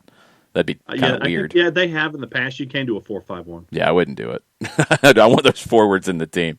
But just remove one to your bench and replace it with somebody in a different line. It does it automatically. So yeah, it's not as complicated as you might think, Sean. Can I make my lineup like a 2-4-4? We're going for it. No, there's limitations to that. You can't do. There's limitations. The 3-5-2 served me fairly well last week. I'm going to have to rejuggle things with Carlos Vela, which is weird. So you had this is where I'm confused. The Carlos Vela situation. So he gets substituted early in game 1. He's very angry about it. Bob Bradley's like, "Yo, my bad." Mm-hmm. But then he's hurt and doesn't play in week 2. Was it the same injury? Or was it something different? Efforting. Or was that even talked about? The M Sprout 29's hanging out and digs the wrestling talk. It happens around here. I did in the broadcast reference Georgia Championship Wrestling in a full Nelson at one point. That was pretty cool. Nothing like a full Nelson Gordon Soley reference. Oh, I didn't go Gordon Soley. That was Brett Jukes who went Gordon Soley on it. I just said it was a Georgia Championship Wrestling-esque full Nelson because I think somebody wrapped Ezekiel Barco up in a full Nelson at one point and didn't get a yellow card for it either. Let's see. All that is disclosed of the injury that Vela hasn't been in full training this week and isn't quite yet 100%. That was so then he was hurt. So, I mean, he could have kept playing, and he thought he could have kept playing, but then he was hurt in the game. and was substituted because he was hurt, and he was hurt enough to not play the next week. Mm-hmm.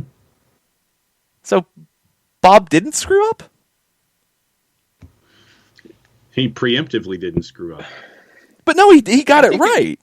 Because what if I think it can be both things. I think it might be one of those things where Bob screwed up, but he kind of got it right in screwing up. He did the thing he didn't mean to do, and he misread the situation.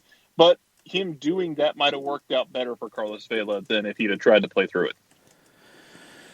Maybe, but I mean, I'm taking away the criticism of Bob Bradley for preemptively subbing Vela in that game. They won that game anyway. He was hurt enough to not play the next week. Bob Bradley got it right.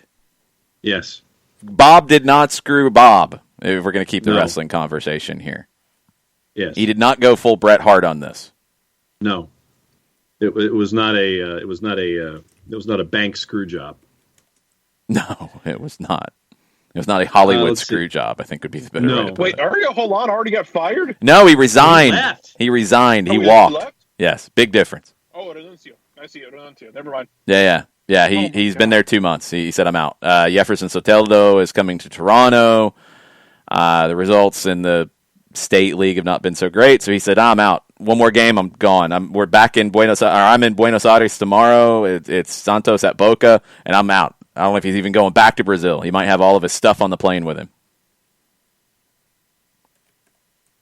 Let's see. The Colonel's in about MLS this morning. He says, early yet, but MLS in 5 head-to-head East versus West. West have 3 wins. East have none. The Galaxy have 2 West wins. Red Bulls have 2 East losses. In all matches, the West are a goal and a half per game. The East are at 1.1. Like I said, but just early things to look at.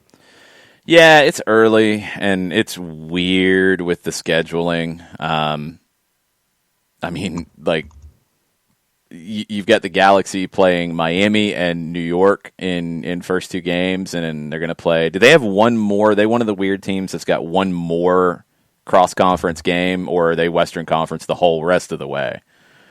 It's going to be hard to compare that stuff. That's a team you would give a third one. Yeah, it is. I can't remember how it worked out. By the way, my favorite discovery of the last 12 hours has been the potential of Celtic fans following Red Bulls, because Red Bulls got 3 players associated with Celtic. Yeah, cool. As if your life and your season hasn't been bad enough in Glasgow. Good luck following Red Bulls in the year where, man, I can't promise you anything good with that young Red Bulls team. Good luck. I'm sure that's going to really help everyone. Yeah. I just don't think they're quite good enough to be all that competitive, honestly. I think the Red Bulls don't have the talent to compete in the Eastern Conference. If Gerhard Struber can overcome that and coach them up, it's a credit to him, but I just don't think he's going to have enough to work with to do it. Jarrett mentioned one of the things going around on the managerial carousel today, and we'll come back to MLS in a second because there's a very specific thing I want to get into.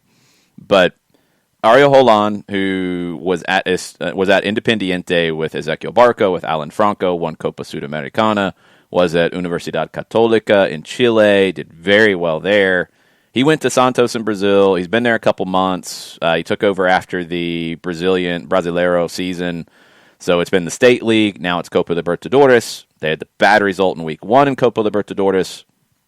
Guess the other results haven't been great, and now he is already walking away. He wasn't fired. He's leaving on his own. Couple things outside of the results, the Soteldo and the financial situation, because Santos had to sell Jefferson Soteldo because they had issues with paying the transfer from 2019 that brought him to Santos. They hadn't even paid that off yet. Things were adding up. I think he got in the door. He saw that this is not going to get better. I'm going to get fired eventually. See ya. I'm out. So he's gone. Santos will have to hire somebody else. We'll see if they last more than 2 months. There are reports now in Rome that the Maurizio Sarri Roma entanglement is getting more entangled, and it looks like it will happen. Corriere dello Sport is saying that Roma have convinced Sarri to take the job. They do still have a manager right now, and we'll see what that ends up happening when it happens. But they got to get him out of his deal with Juventus. They can get out of that. Juventus can terminate it a year early by paying him €2.5 million. Cool. He wants to go there and build up a team and have time to build up.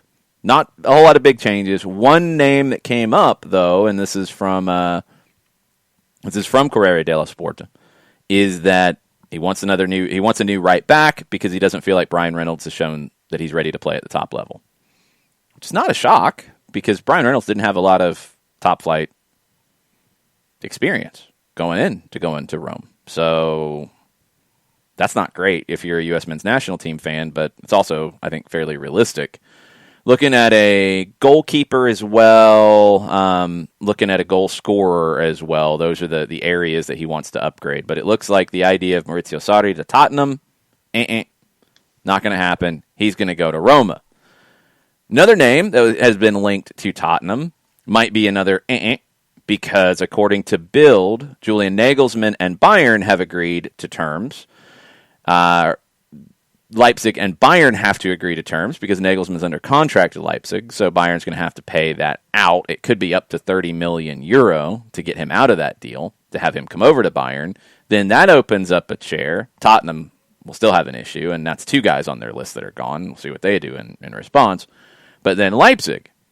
And Derek Ray responded to beIN Sports' Phil Shane on Twitter about Jesse Marsh to Leipzig, and Derek said he's the leading candidate.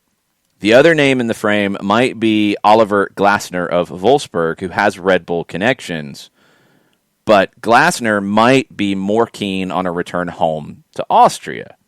And if Marsh goes to Leipzig, and then Glasner might go to Salzburg, and that might work for everybody. Except for Tottenham, who doesn't have either of their two choices. So, that's the carousel right now. Maybe Tottenham can hire Ariel Holan. To do your transitive property. Okay, here's Sky Bets heading into yesterday. This is before the Sadi and the Nagelsmann news. Oh, boy. Here's Sky Bets top 8 for the Spurs gig. Their top 2, obviously, Sadi and Nagelsmann. Those will be your top 2, so we'll pull those to the side. Your number 3, Nuno Espirito Santo at 4-1. What do you think about that one? I mean, I look at Nuno, and I think that he's probably going to leave Wolves at the end of this year. I think that, obviously, when you don't have Raul Jimenez, then I think a lot of the firepower that you're associating with a team that's fighting for Europa League is gone. And we see what not having someone like that can do to a club. And then there's a lot of questions. Is Traore going to stay? And all of there are a lot of names that could be gone from Wolves in the offseason. And, is it to the point now where, you get to a point after X number of years and then sometimes the message just gets lost. And Nuno's done a fantastic job of bringing Wolves up from the championship, having them compete, save this season for those Europa League spots, 7th, 8th, 6th, 7th, 8th, what have you. It might be just a good time for a clean break. And if, Nuno is allowed to leave Wolves or they come up with some kind of a mutual arrangement, I think it's an interesting idea. What would Nuno be able to do with folks like Kane and Son, provided you don't sell them? And you give Nuno, and even if you do, what we've seen from Nuno in building Wolves, does he get the same opportunity to rebuild Spurs if you sell Kane and Son? I mean, it's an interesting idea. I'd be willing to go down that road. At the risk of being a jerk, I'm going to ask a question. Sure. Is Tottenham aspiring to be Wolves at this point? They shouldn't, should they? No, they shouldn't. What has he really built at Wolves? I mean, you've taken a team from the championship and you've made them Europa League competitive in the Premier League, but it's the same discussion we've had in the past with guys like Eddie Howe, where Eddie Howe has built Bournemouth and he gets them to a point, but for Bournemouth to get to that max 100%, everything has to go right. Everybody's got to be healthy, all of that stuff. And so I can see the comparisons to past conversations that we've had when it comes to Premier League posts. And I think you can do better, but all of these guys keep being taken off the board. And so it's like, where else would you go? I mean, the other guys on the list, just to put them out here. Scott Parker's your number 4. You can do better. Ryan Mason's your number 5. Hold on. If Scott Parker, you can do better, I would think you could do better than Nuno. I would agree. Okay. And I'm agreeing with you here, but I'm just looking at it case by case. I know, but okay, this is where I'm confused, and I'm sure. I'm not trying to be a jerk. I'm asking a question because I don't understand. No. Would you be okay with them hiring Nuno? Yes or no? See, but the thing is that I'm taking Nuno as if everybody else is off the board. There's a lot of other guys. It wasn't just 2. I mean, Max Allegri's out there. That would make more sense to me. Yeah. Marcelo Gallardo, with what he's done, would make more sense than Nuno to me. I still think you can do better than all of the names on the list that Skybet has put out there for their top 8. I think you can. Yeah, I mean, of course, like if there's nobody else, then yeah, he's the best by default. I think Tottenham has to look bigger. No question. Rafa Benitez, yeah, stunner. I'm with Rafa Benitez would be a much bigger hire than Nuno, and he's 7th on Skybet's list right now at 12-1. It's Tottenham is not Wolves. In my opinion, they're not Fulham. Nope. Do they know that? Yeah, they're a Super League team, Jarrett. Like, of course they should know. Former Super League team. Yeah, they're the only ones who fired a manager in the Super League, so they've at least got that going for them. They've got to know that. Like, they hired Jose, which was not a Nuno or Scott Parker kind of hire. I don't know. I don't think Nuno makes any sense. I don't think Scott Parker makes sense. Unless it's really like nobody's available. Rafa makes more sense, in my opinion. Allegri would make the most sense. You got to make him say no because of his track record. Those are the top 2, in my opinion, that are available right now. What else is on the list? Okay, here's the rest of your list. Sarri, Nagelsmann, Santo at 4-1, Scott Parker at 8-1, Ryan Mason, Graham Potter at 10-1. Yeah, it's the same stuff. Rafa at 12 and Brendan Rodgers at 14. That's the top 8. Yeah, you're not getting Brendan Rodgers. So, I mean, yes, you should make a play. Going to try. Then good, you should. You absolutely should. I don't think you get him, but that's fine if you make a play for him. There's no problem with that. I'm just not buying the manager from Brighton, Fulham, or Wolves to be good enough to jump up to Tottenham. Mm-hmm. I think Tottenham is a tricky job. I don't know if any of the 3 of them would be successful in it, and I don't think they're big enough for that job right now. Now, that's always the hardest thing is how do you become big enough for that job?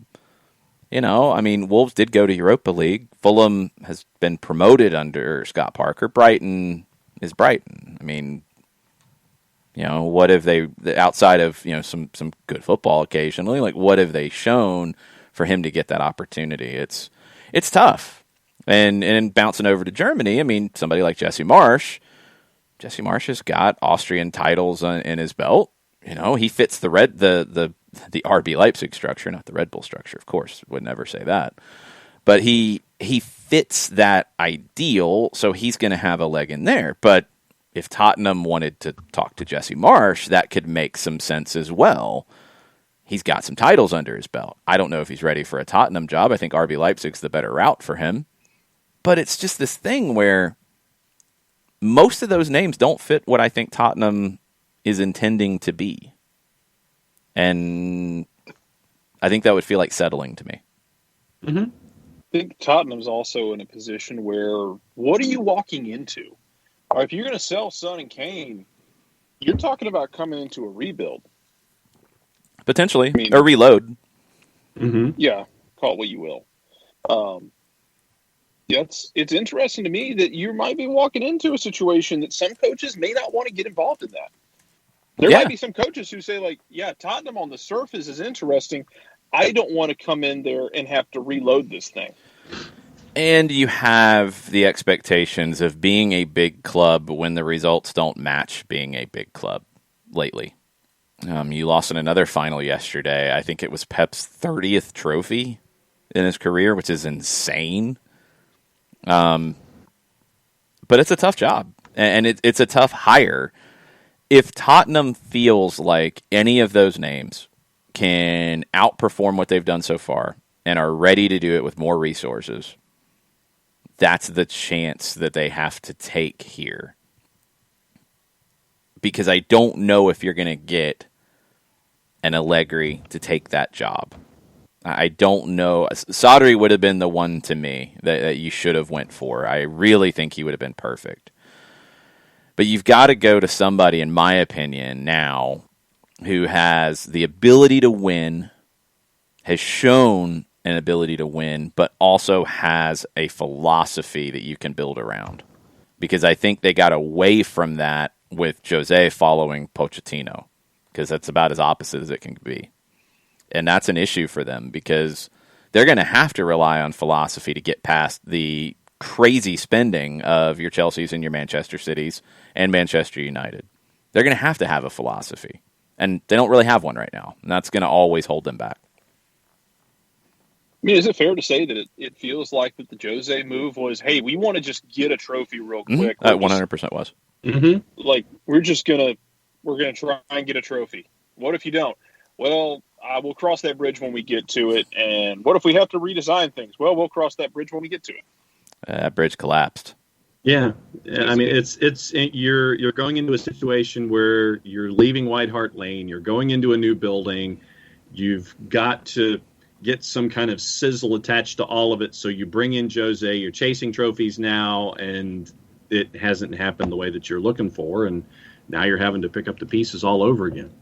Tommy asks, "Do Spurs have a decent academy? Do the big clubs in Europe develop their own players?"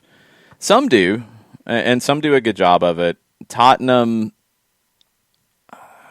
they've developed some players over time, but not in huge numbers. I don't know where their academy really ranks. I mean, that's the thing about these top clubs right now in England, the Super League 6. I don't think any of them are really focused on development in a big way. And Tottenham would feel like one that should be. Because, again, they need to be different. They're not going to be able to spend at the same level as the other clubs around them. So how do you differentiate yourself? You lean in on a philosophy that can win, and you lean in on a way of playing that can win. You lean in on development. You don't model yourself after Barcelona, but you look at what Barcelona did over different points in their history to become a bigger club and now become a big financial club, except for when they blow all their money and create a bunch of debt.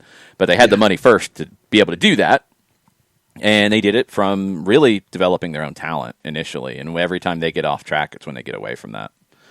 So I'd like to see Tottenham do that. I think it would serve them well. I just don't know if they have the patience to do it. And I mean, looking at the guys on that list that are currently Premier League coaches, Nuno, I think you can do better. Scott Parker, I think you can do better. Graham Potter, I think you can do better.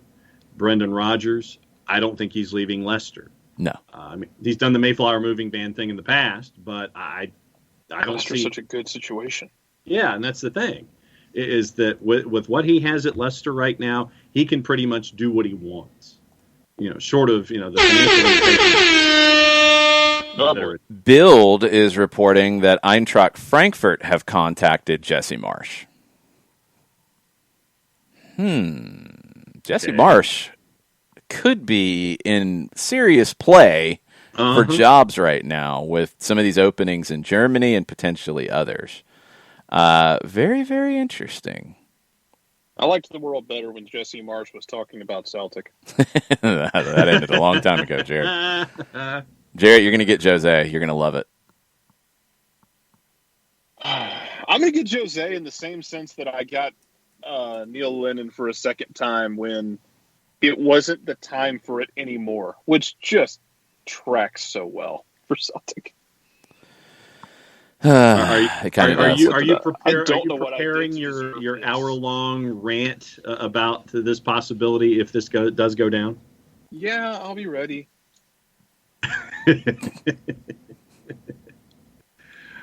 Oh my goodness! A couple of other things on Twitter that are MLS based. Yes. Elliot Beaven says, do you guys think LA Galaxy needs to improve on their defense? What have we given up? 3 goals in 2 games. Yeah, but maybe they feel like they've got the right people in place and they're going to get better. They're not going to be able to just outscore everybody. I mean, Chicharito's not going to score a hat trick or 2 in every game. They do have to be better there, but maybe they believe in what they have. Goalkeeper's not bad. He was somebody who was really completely untested. I don't think he'd played in a senior game for a couple of years before the game in Fort Lauderdale. So, it's not as good as it needs to be for them to be a top team right now, but maybe they're heading in that direction. Hey, you guys watch this. Not as Four much as goals. Minnesota does. Yeah, sorry. Yeah, hold on a second. Sorry. Yeah, 4 goals in 2 games. My bad, Ricky. Minnesota's got some issues, and Minnesota is taking out their issues in some different ways. We got to talk about David Ochoa, the goalkeeper for RSL, that some people are very angry with, some people are very happy with. Here's the article. We'll talk to Dylan Butler about it tomorrow when he joins us on the show. He wrote a synopsis of everything over at MLSsoccer.com. David Ochoa, not well liked in St. Paul, Minnesota right now. He kicked the ball into the stands at the full-time whistle after RSL went to Minnesota and beat the Loons. He had already upset them because of time wasting. I didn't see the game. I'm assuming there were lots of things being said in his general direction from the Wonderwall. He punted the ball into the stands. I mean, he punted it up high. He didn't, drill it at somebody. He did kick the ball into the stands. That can be an issue. Players went charging after him after this. You had a fracas after the match. Adrian Heath really said some things on TV that were, Jared, what was that quote exactly?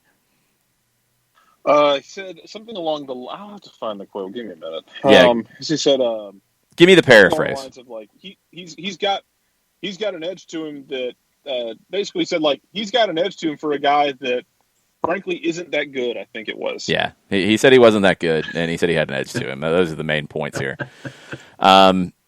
After the game, he said there's no need. They've won the game. He doesn't need to be blasting the ball into the supporters. Everybody knows that's a no-no, and normally when you use antics like he's done for most of the evening, you're normally pretty good, so that was a surprise for me. Okay, that's very different than what he said. So he said he wasn't very good. Freddie Juarez is no comment. Everybody's fired up right now. He said, I thought Ochoa had a pretty good game. Go ahead. He's got, from Andy Greeter, Minnesota reporter, St. Paul for the Pioneer Press. He's got some edge on him for a kid who's not that good. That was to, and it wasn't to Andy. It was to TV. It was the post-game interview. Yeah, as reporting. I pulled that off Andy's Twitter. I'm not. Yeah. Well, we're getting more subscriptions gifted.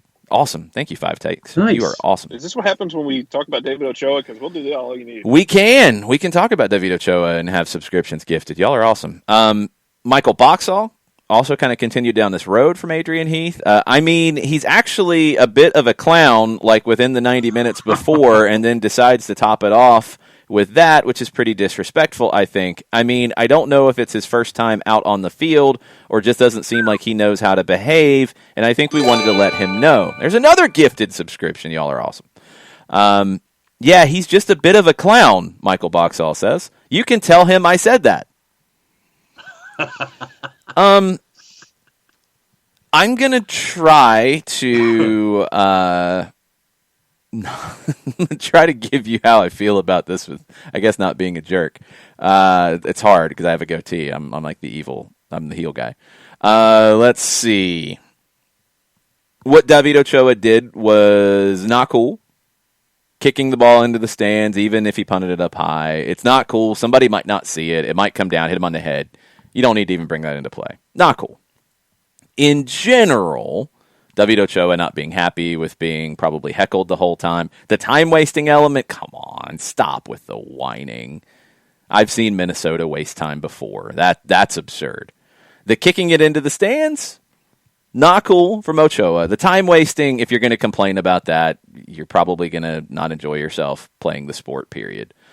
The reaction from Minnesota to David Ochoa is a million times worse, in my opinion, than what David Ochoa did. It's an overreaction on an overreaction Monday, and it's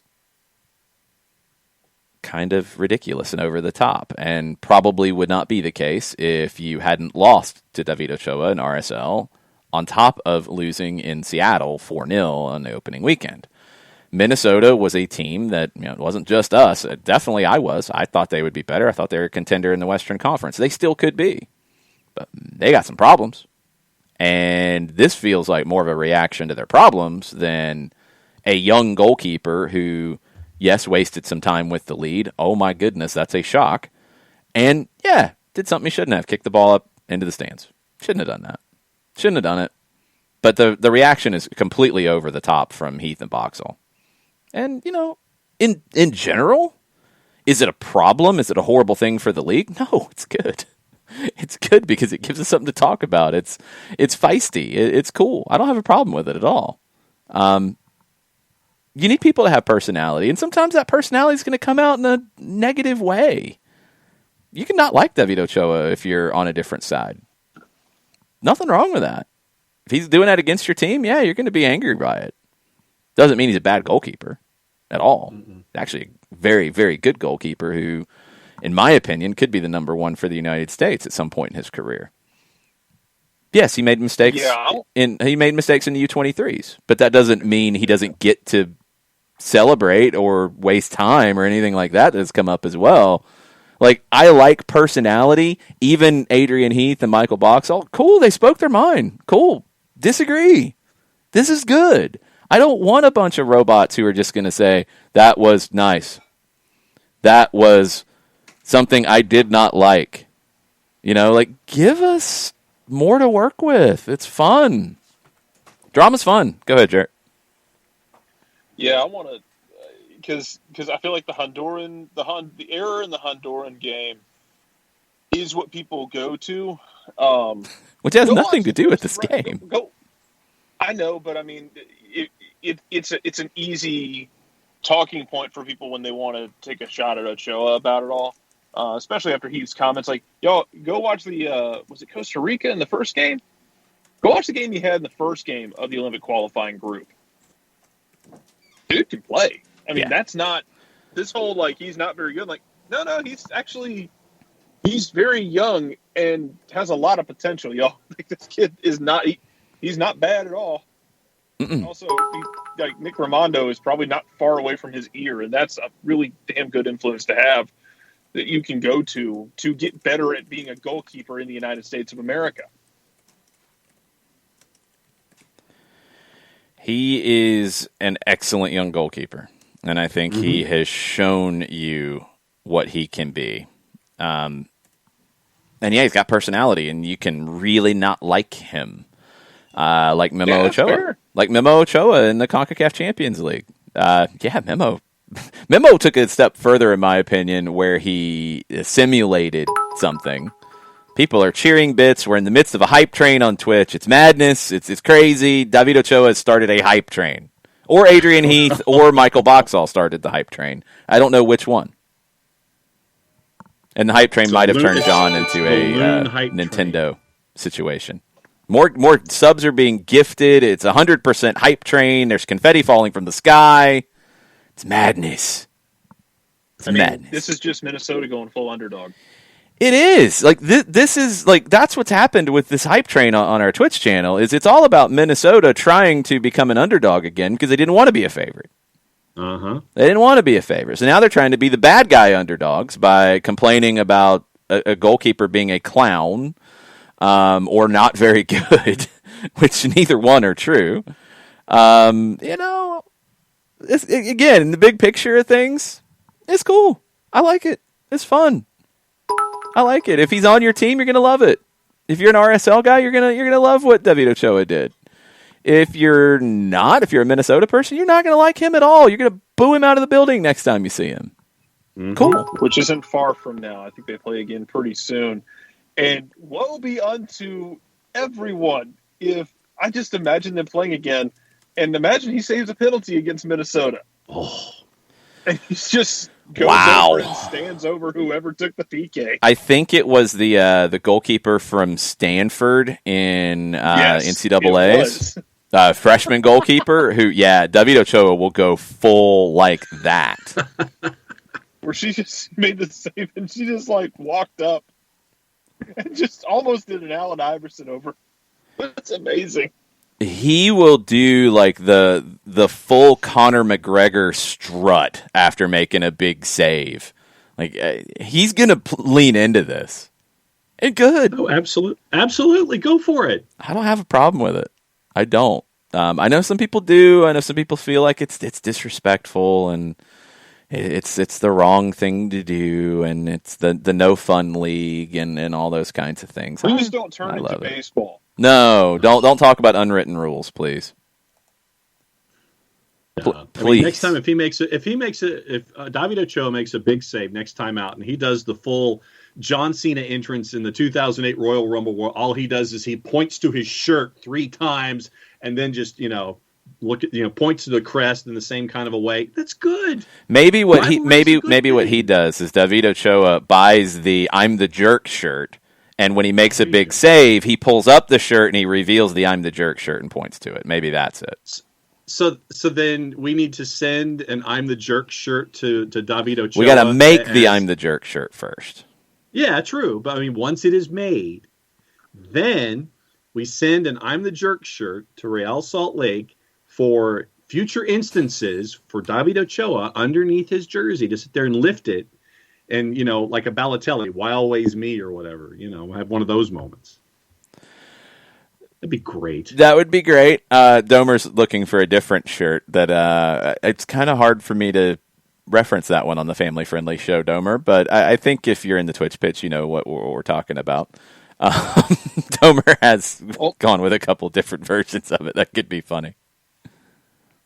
Ultimately, though, as much as this became the talking point, to me, the bigger thing was Minnesota's a team that we talked about being in that top 3 of if you got money to lay on 3 teams to be in the Cup final. Minnesota was one of those. Yeah. And the first two games don't condemn you. It doesn't mean you're done by any means, but it hasn't been pretty.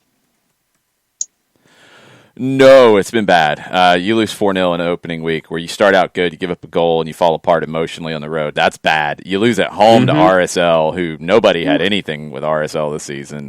That's bad. Brian Dunseth did say RSL is going to be better than they were getting credit for. He would know. He absolutely said that before the season. I was skeptical. So far, 1 game in, Dunny looks like he's got this one nailed. But Minnesota, you got questions, and I'm with Burned, and I had questions about Adrian Heath at the end of last season. Either Heath mismanaged having the lead in the Western Conference Final. He didn't see that game put away. His substitutions were part of it. He's got more expectations now. Can he handle those expectations? Saying the goalkeeper who just beats you and you get all mad because he kicks the ball into the stands isn't very good. He's not handling those expectations very well. He's going to have to get that stuff under control because they can't fall apart like this when they get beat by I think he's 20? I think Ochoa might be 20 now. They get beat and a 20-year-old goalkeeper gets under their skin. That's a problem. That's not a championship team. Mm-mm. Yeah, Hassani Dotson, I think, was the first person to come over and get into David Ochoa's face, and Heath went out on the pitch, in the dogs and cats living together moment where everybody's in that gaggle and you get the finger pointing and all that kind of stuff. So, yeah, first person up there was Hassani Dotson, and Ochoa wasn't having any of it. We're at the level 4 hype train, which is pretty cool. Come on, ride the hype We have train. some new emotes if you're in the Twitch pitch that you can use. I think. Martha has re-upped her subscription for a long time, which is awesome. DM Tim's throwing bits around. It's craziness. John, do you have any idea what any of this means?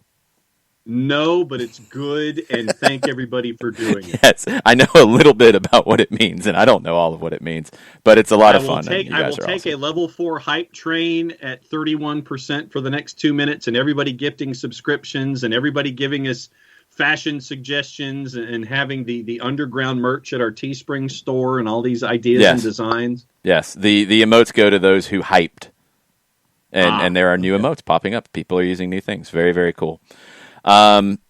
Question was about if the U.S. Open Cup was going on and if the first 3 games mattered, where things would stand right now. And according to the standings, Ricky Ricardo says it'd be the Galaxy, obviously the only team that is on 6 points. Seattle, Atlanta, LAFC, Sporting, New England, NYC, and San Jose. How about Cincinnati laying an egg at Yankee Stadium? The Juicebox purveyors were 100% correct. I don't think they predicted Przemysław Teton getting injured in the warm-up.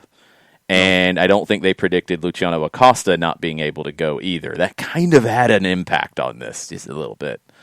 But Cincinnati, oof, very bad. And New York City got up off the mat. And your boy, Jarrett, Ronnie Dyla, gets a big win. This is classic Ronnie Dyla, though, to have one where you just like it lays an egg, and then next time out, just an absolute torrent of just merciless beatdown. Ronnie Dyla has a lot of all or nothing in him and his teams, so that this tracks pretty well for the all side of it. God, especially all the set pieces. Jesus, that was merciless. I think the thing for me with Cincinnati, and Jason, you talked about the depth issue. Cincinnati's not an expansion team anymore, and I think I expected more out of their depth. And I don't know if I'm being too harsh or not, that I expected them to have a better depth, not necessarily to win that game, but to at least keep it a little closer. Yeah, for sure. Sorry, I got a choo-choo hype train emote. I had to blast out there, Jarrett. My bad. Nice. No, do you. Level 2 completed. The emotes are being delivered to the supporters right now. Brought to you by CSX at this rate. Basically, yes. Amtrak, yeah. Yes. I'm still skeptical about NYC. My skepticism has not been removed yet, but let's see what they do next week. Let's see. What else you should stay skeptical. Yeah, I'm still skeptical. It's a Ronnie Dyla team, man. There's gonna be games where they lay eggs, and you're going, well, this guy's not going to survive another month, and then they're going to come out and drop a 5-piece on somebody. Mm-hmm. He can get very all or nothing with his teams, and some of it is just the way he plays and the way they'll play. And some of it might come down to talent. You play a team that's not Cincinnati, who's kind of thin, and they're missing guys. Yeah, he might drop a 5-piece on a couple other teams. He might also play some teams that give him trouble. I'm actually really interested in the Hudson Derby this year to see what New York City does against the Red Bulls team that is really going to have some growing up to do. Yeah, there's still a lot of teams that I think the jury is out, and there's going to be questions about how things go. Even the Galaxy, who are perfect so far with 6 points, I still don't know if they're good enough defensively. Who I've had a chance to see a decent bit. The schedule's made it a little tricky to see as much of everything. Like Saturday night, there were so many games going on at the same time. Austin has been very impressive to me. Austin looked pretty good against LAFC, but looked lesser than one of the top teams in the West, and there's nothing wrong with that. Colorado had a lead on Austin and then gave up 3 unanswered goals. That's impressive for Austin, and I look at it more as a positive for Austin. I've never been too, deep on the hype train for the Colorado Rapids. You got to have some questions about them. Scoreless draw in week 1, blowing a 1-0 lead at home to an expansion team in week 2. That's not exactly the start you're looking for. Portland with a bounce back. They're 1-1. Houston with a loss on the road. No crazy thing there. They're 1-1. Philadelphia went with a first-choice lineup and lost to Miami at home. Were they looking ahead? Maybe. Miami, a couple weeks in, so they had a wild back and forth in week 1. They lost to the Galaxy. They win on the road in Philly against the Supporters Shield defending champs and a CONCACAF Champions League quarterfinalist. Is Miami a little bit better than maybe we thought? Still waiting. I don't have an answer. These are just questions so far. I mean, It's way too early to have defined answers to this stuff. New England, undefeated. They beat DC at home. Probably expected. The draw on the road in Chicago. New England's doing about what you would expect. Will not be an easy opponent next weekend for Atlanta United at all. RSL, it's 1 game in. They got the win on the road. That's impressive. Minnesota, oh boy, we got a lot of questions. Chicago, I mean, I think there's some negativity in the Chicago fan base on them. I didn't think they were bad on Saturday night. I think that's a tough matchup for them if they don't control the possession because they can't get into a track meet. They can't play at the same pace that Atlanta could. And every time Atlanta upped the pace, I think Chicago struggled to keep up. That's something they're going to have to address. They're defensively, they're not good enough either. They're not bad, but they're not elite. And they need to be better, I think, to be a top team. I love the front six. I think it's very good. But if you are able to do what Atlanta did in the first 2 weeks, where you make it hard for, in Chicago's case, Sekulic and Bornstein to get forward consistently and join the attack, you pin them in, you limit them, and you just get them frustrated. I think somebody said it in the Twitch pitch earlier. You get them to where they start giving up trying to play out of the back, and they start bombing it forward because they get tired of having to work so hard to build up out of the back. That's a good thing. That's a byproduct of the way Atlanta plays, where they just wear you down. It's like an old school boxer who would work the body early on, just try to take the wind out of you. That's what it feels like Atlanta does to teams so far. Now, if they can have that closing kick continue to develop, where you wear a team down, you wear a team down, you wear a team down, and then you put them away. That's what could be really, really useful for this group going forward. San Jose, what'd you think about your boys, your Quakes, Jarrett? Hey, baby, a win's a win's a win's a win. Also, young players scoring. Did you turn into Dusty Rhodes for a minute at the beginning of that? That was kind of cool. Yeah, it's what you get. You got a 17-year-old out there dropping, beautiful through balls. Just dismantling your opponent in a beautiful way. I wasn't really sure about going into the game what to expect. I still had questions about how consistent can they be long term, and that's going to just have to get answered with time, which kind of sucks because you want answers right away. But as we just went through all these teams, hey, you're going to have to find answers. But you got kids playing and kids making plays. God knows you need it because it kind of felt like at times if things are rough, you're turning to a 34-year-old Shea Salinas and how old is Wando now? 74. I think he's 37. Probably. I think he's half of that. Yeah. You're turning to those guys if it gets tense late and you need something. It'd be nice to have some of the kids step up, and that seems to be what happened to the Quakes. Cade Cowell was great, according to Ricky Ricardo. I didn't get a chance to watch a ton of the Quakes game, but Cowell as a player has really impressed me over the last year and a half. I think Doyle had it because I think it was his pass of the week. Go look at the through ball he put for the second goal. I mean, he just they get past the first line, and then he hits probably a 35-yard through ball that just splits the center backs. I mean, it's just filthy. Or I think even Doyle said, I didn't know Cade Cowell had that. He does. That's terrifying. He just basically splits it, and then it's just a walk-in and, beat the keeper. And I'm going to be really interested to see what they do because, especially with that U.S. Open Cup in the first part of the year, something that teams like that can qualify for, there's a lot more pressure on teams that, if we're giving side eyes to certain managers, there's going to be even more pressure on them if they can't get into the U.S. Open Cup and take a shot at a trophy.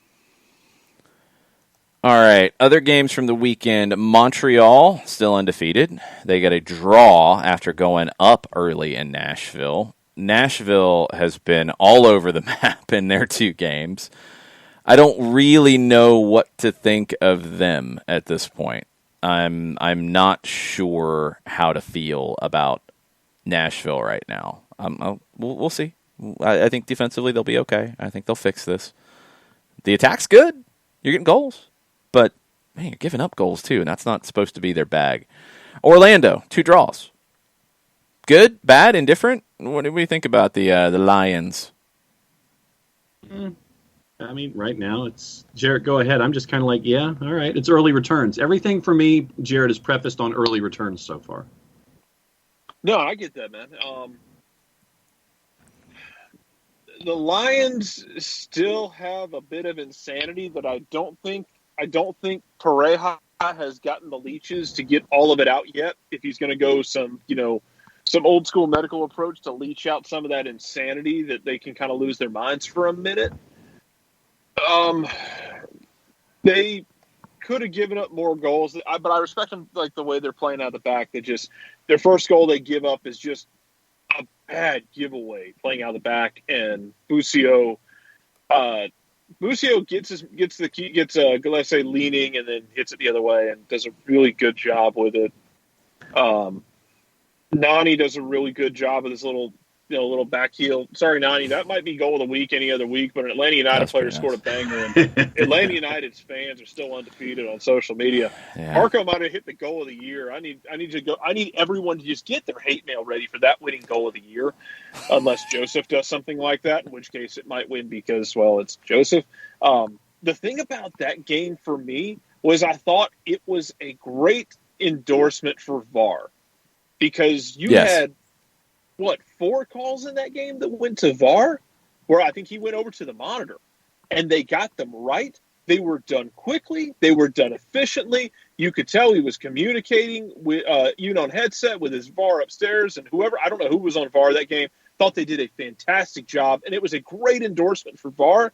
And hey, England, everyone else has figured out VAR except you. So quit telling me that VAR's the problem. Mm-hmm. Chris Penso figured it out. Italy, USA and Italy and everybody else seems to be doing just fine with it. This is a you problem, England. Maybe Jarrett's the jerk. I'm not sure. Chris Penso was it's actually a thing. Chris Penso was really good on VAR in that KC game. The VAR on the second goal for Chicharito. It was initially ruled offside, and it was incorrect, and they fixed it using VAR. That's good. We always think of the bad stuff, but yeah, the good stuff is useful as well. Barco's goal was number 1 on the ESPN countdown on Saturday. That was very cool to see. Just an amazing goal. Should have been. Yeah. The more you watch it, the dumber it gets. Yeah, I mean, he put everything he had into it to the point that it swung him around, and he didn't even see it go in. Was it you who said that he would have thrown Sosa out of the way? Yes. If he had to? Yes, because I think he was mad because he didn't hit the free kick quite as well as he wanted to, puts it into the wall, and it's bouncing back to give him an opportunity. He was going to hammer that no matter what. If Sosa had stepped up to it, Barco would have fouled him to get to the ball. I mean, Barco had sights on that the whole way. And Chapman would have called it, too. Probably, and given him a yellow. Yeah, Chapman would have given him a yellow. Yeah, he would have given an Atlanta player a yellow, that's for sure. We haven't had time because of all the soccer stuff going on lately to even dig into our On This Day in music, but this is an important one. In 1994, a certain duo from Atlanta, Georgia, released Southern Playalistic Cadillac Music, Outkast's first album. John, give me an Outkast song. You mean like before Hey Ya? Well, that's an Outkast song. I mean, I kept it Preferably. easy. Yeah, I mean, if you can, that's great. That's more skill points. But Hey Ya's an Outkast song. Yeah, I mean that for me, that was when I started listening. Was that album? And I actually, and I just said album, but I do have a couple of their CDs as a part of that album, and kind of worked my way backwards. It's been a while since I listened to a CD, but I did pick them up at the time. You're not on the Spotify, are you? I do have the Spotify, but I've yet to dive into it, really. Oh, man. Okay. All right. I mean, it's on the new laptop, and that, I have to, like dial it up and all that kind of thing. This has turned into a Geico commercial. But no, I'm not. No, it's Jared, don't say anything. We're being mean. Totally being mean. I actually just dropped Spotify, so. I went with it. I was a Rhapsody guy for a long, long time because Rhapsody worked with me DJing, and I could pull songs from it in there and make it work. So I used Rhapsody, and then Rhapsody became a partner with Napster, as Napster's gone legit, which is always weird. But Napster went clean on the not trying to be shady and do business underhanded and anger Metallica. So it's weird to have Napster legit.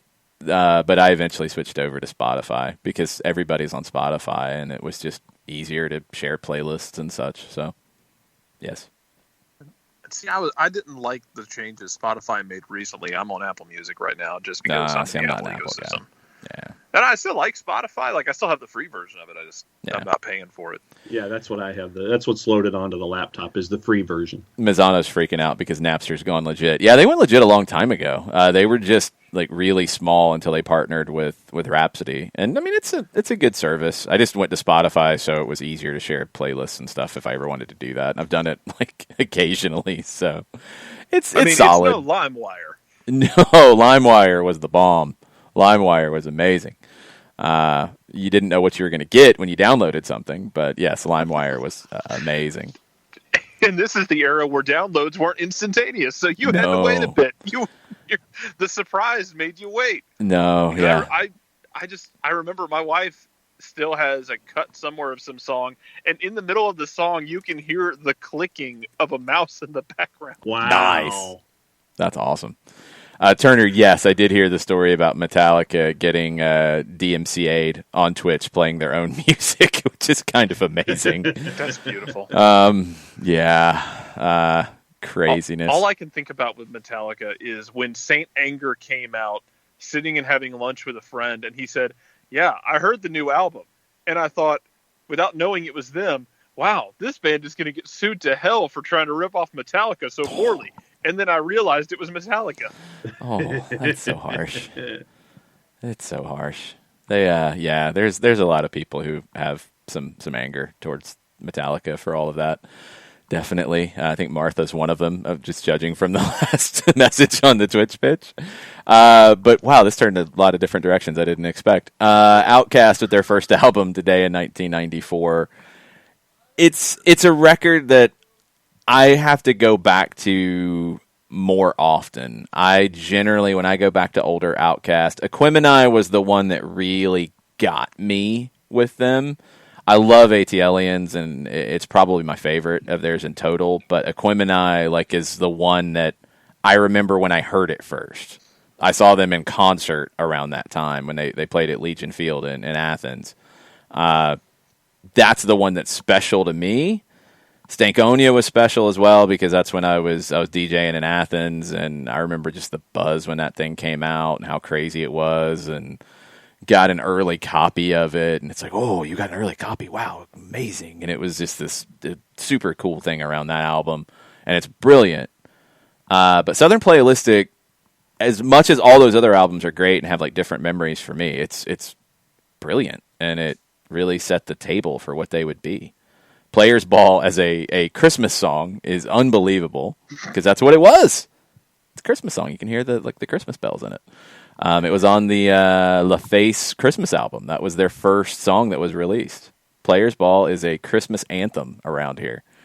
And Southern Playalistic, the song's amazing. Hootie Hoo.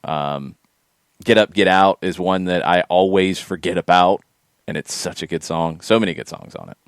Great record, and it came out on this day in 1994. John, you need to listen to it. Okay, yeah, because Stankonia was the other one that I picked up, working my way backwards after Speaker Box and The Love Below. I went back and picked up Stankonia on CD. Go the other way. Go start with Southern Playalistic and you can listen to the progression, because that's what's amazing about them is Southern Playalistic and an ATLians feels very different, but it isn't. It's the same two guys. And then Aquemini feels very different, but it's, again, the same two guys. Stankonia, like that run, it gets different with Speaker Box than the Love Below because it's more two solo albums. But the first four, the progression between the two of them, and I mean, all the production as well, but the progression as lyricists is incredible. And Andre's verse on Gangsta-ish, since we're a family-friendly show, yes. Andre's verse at the end of that is one of my all-time favorite verses in hip-hop. I don't think it'll be topped. Incredibly genius how he closes that song out. So that is what I will always love about this group, is they have so many lines that just stick in your head. Also, when you're done, John, go listen to Goody Mob. Yeah, go easy on him, Jarrett. Go easy. Go easy. Go easy. Go listen to Goody Mob, and you will go listen to some early Goody Mob, and you'll hear the moments where you're like, oh yeah, so that's why CeeLo was going places. Mm-hmm. But go easy on him. Let him build up to that. It's going to take him a little bit of while and all his homework. Hey, never forget, we got Sleepy Brown at the Super Bowl. Atlanta's set for life. This is true. All right. Any final questions, any final things we need to get into since the show has gone completely off the rails in the beginning of this hour? And we're not going a full 3 hours. Sorry, y'all. No. A couple things. James McClatchy is looking for the BioBlast on Jack Gurr. BioBlast, he is from Newcastle. He came over to the States to go to college, to Georgia Gwinnett. No, I'm not going to say sorry, Alex, about him being from Newcastle. We don't need to apologize to Alex Pacine anymore. He showed up. Every time the word Newcastle shows up on the show, the default is sorry. No, it's not anymore. Not anymore. No, they don't need to be. We don't need to apologize to Alex anymore. They're fine. They're fine. Amazing what happens when St. Maximin and Callum Wilson get to play together and they're both healthy. It helps. I mean, what's amazing what happens when you actually decide to not prevent your team from attacking as well. That's an amazing thing. Too. It's amazing. There's a twisted timeline where Newcastle hires Jose Mourinho. I just want y'all to know. No. I don't know what they're going to do next. But no, we don't have to apologize to Alex anymore. They're fine. They're safe. It's all good. We're still making the shirt, Alex. Yeah, you can make the shirt. That's fine. I mean, it's a moment in time, but I think it's a moment in time. Tiki Taka said, Jason, I went back after the game and listened to the radio call to be able to hear the indignation in your voice about Chapman, and I was not disappointed. I was really worked up about that one because it just kept getting worse. I'm like, yellow? No. Okay, yellow? No. Yellow this time? No. Yellow? No. Oh, yellow for Barco. Oh, okay, now I'm insulted. I was most insulted by the fact that he actually gave the yellow in the 90th minute on Jimenez because it meant nothing at that point except for accumulation. You should have given that a long time ago. I think that made me the angriest. Okay. More on Jack Gurr. Sorry, we got sidetracked. Jack Gurr from Newcastle. He came to the States to go to Georgia Gwinnett College. He played in the NPSL in the summer for the Georgia Revolution in McDonough. Got the opportunity with the Twos on a contract last year and was brilliant. One of the best chance creators in the USL Championship across the whole league as a right back. And kept getting more opportunities at the end of the season where he got to train with the team for CONCACAF Champions League, got to play in CONCACAF Champions League against Club America, and earned himself a first-team deal. He's the kind of player as an outside back that I think Gabriel Heinze loves because he can get forward, he can deliver a good cross. You want to attack through the wings, you want your outside backs to be able to do that, but he's also a smart player who can defend well and tuck inside when he needs to, and he reads the game well. So really good fit. Really, really good fit. And I think that's what you'll see more and more over time is guys that you might not have heard much of coming through that can absolutely fit the way that this club wants to play across all levels. He proved it at the twos level. He got the opportunity with the first team. He did not disappoint in his first MLS match. Jake Michaels is in this morning. and a couple of things, and one of them we've kind of already talked about, so I'll kind of talk quickly on that aspect. He says, if you haven't already hit on it, would love to hear your thoughts about Moreno on the wing, and why will it or won't it work, point to follow. I think it has worked. Like, I think he had a tough assignment on the weekend. I mean, we'll go into a little bit of what it looked like as I'll pull his numbers up. But Boris Sekulic just got the better of him, and Boris Sekulic is a good right back. And Moreno still created the go-ahead goal. I think that's lost in the shuffle because he doesn't get an assist, and it's an own goal, but he creates that. So let me pull up his numbers right now. He got a 6.6 on SofaScore, which is average. Had 2 shots blocked. He was 6 of 13 on the dribble, which is almost 50%. Winning 6 dribbles is a large number for MLS. A very large number for MLS. I'm going to pull up the leaders because I think I saw that he was second in the league in successful dribbles. Successful dribbles per game, he is second behind Bebelo Reynoso. He's a lower percentage. Reynoso is 5 successful dribbles per game at 71%. Moreno is 4 at 44%. But that's some of the style that Atlanta United wants, is they want to put Moreno, they want to put the right winger, either Mulroney or Dom, into 1v1s. 13 1v1s means you're doing what you want to do. Winning 6 of those, yeah, you'd like him to be 7 or 8 or 9 or as many as you can. But that's not bad at all. He hit the woodwork once. He was 17 of 24 on his passes. He created a chance. He was 2 of 4 on his crosses, which is very good. 8 of 19 on ground duels. That's including the dribbles. Defensively, he had 1 tackle. That's not a bad day at the office, and it felt like a kind of down day for him. The reason he works on the wing is that dribbling ability. You want him in 1v1s. You want him to go at players. You want him to make outside backs stay home more. And he did it to Holan, and he did it again here, where Boris Sekulic had to defend a whole lot more than he would like to. Now, he defended very, very well. He won 6 tackles. But 18 of 25 on the ball for Sekulic. He did create 2 chances. He only had 4 crosses. That's a little bit low for him. He was 2 of 4 on his crosses. But he didn't get into the final third as much as you want. That's a credit to Moreno. So he will work on the wing, and I think we're seeing that Barco will really work centrally with this team. It'll get better over time, but I didn't think it was awful from Moreno. The numbers are actually better than I felt watching it back. The numbers make it look better, but if he's going to be able to win 50% of his dribbling duels, and it's 6 of 13 or 6 of 12 or 5 of 10, that's a number of times in a match where he loses a defender and is able to unbalance the opposition, which is what you want out of the way this team's going to play. So I like it. I think there's still room to grow in it. Second point from Jake. We talked about it in hour number 1, but just really quickly, he wanted to know if Atlanta United would switch to a 3-man backline for Philly's 2 strikers, or just have Sosa sit deep like leg 1 against Alajuelense. I think it's very possible that they do, but I think Philadelphia's midfield changes the conversation. It's different than Alajuelense because it's the 4-4-2 diamond as opposed to a flat 4. So you could see Heinze opt for Sosa to be in front and stay connected, but want to be involved with the midfield as well, or you could see a different shape entirely with 3 center backs to try to protect that midfield a little bit. It's a different setup than Alajuelense played, outside of just the 2 up top. And then the last one to catch us up on Twitter, and I tried to go back and find the actual tweet that Mr. Fantastic is referencing, and I haven't been able to find it yet. Mm-hmm. Felipe said, sources have informed him Ellen Franco won't be a DP for long, in quotation marks, so who could possibly be on Atlanta's radar in the summer as a 3rd DP?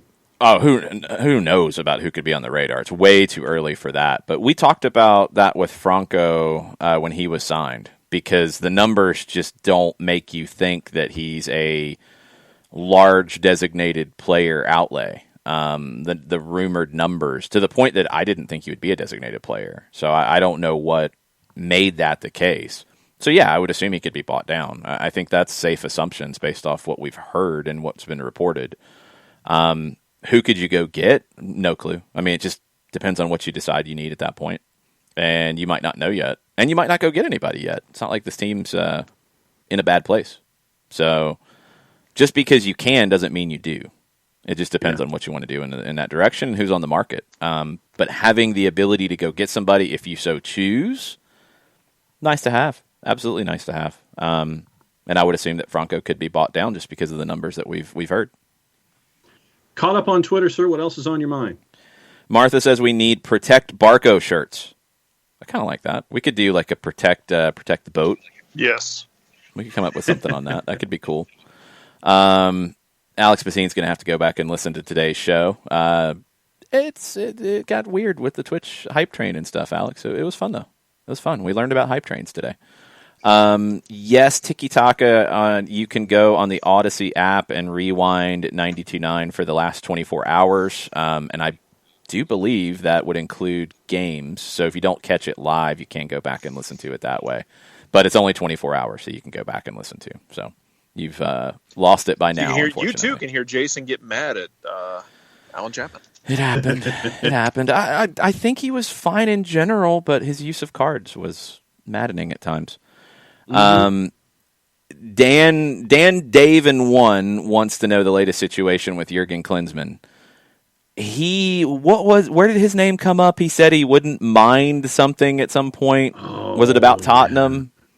Yes. Yeah, it makes sense. He played there. I mean, of course he wouldn't mind it. Tottenham would be crazy to do that. They should hire the triumvirate of Nuno and Scotty Parker and Potter instead, because you'd actually have some soccer brains in that mix, and they'd probably see the season out.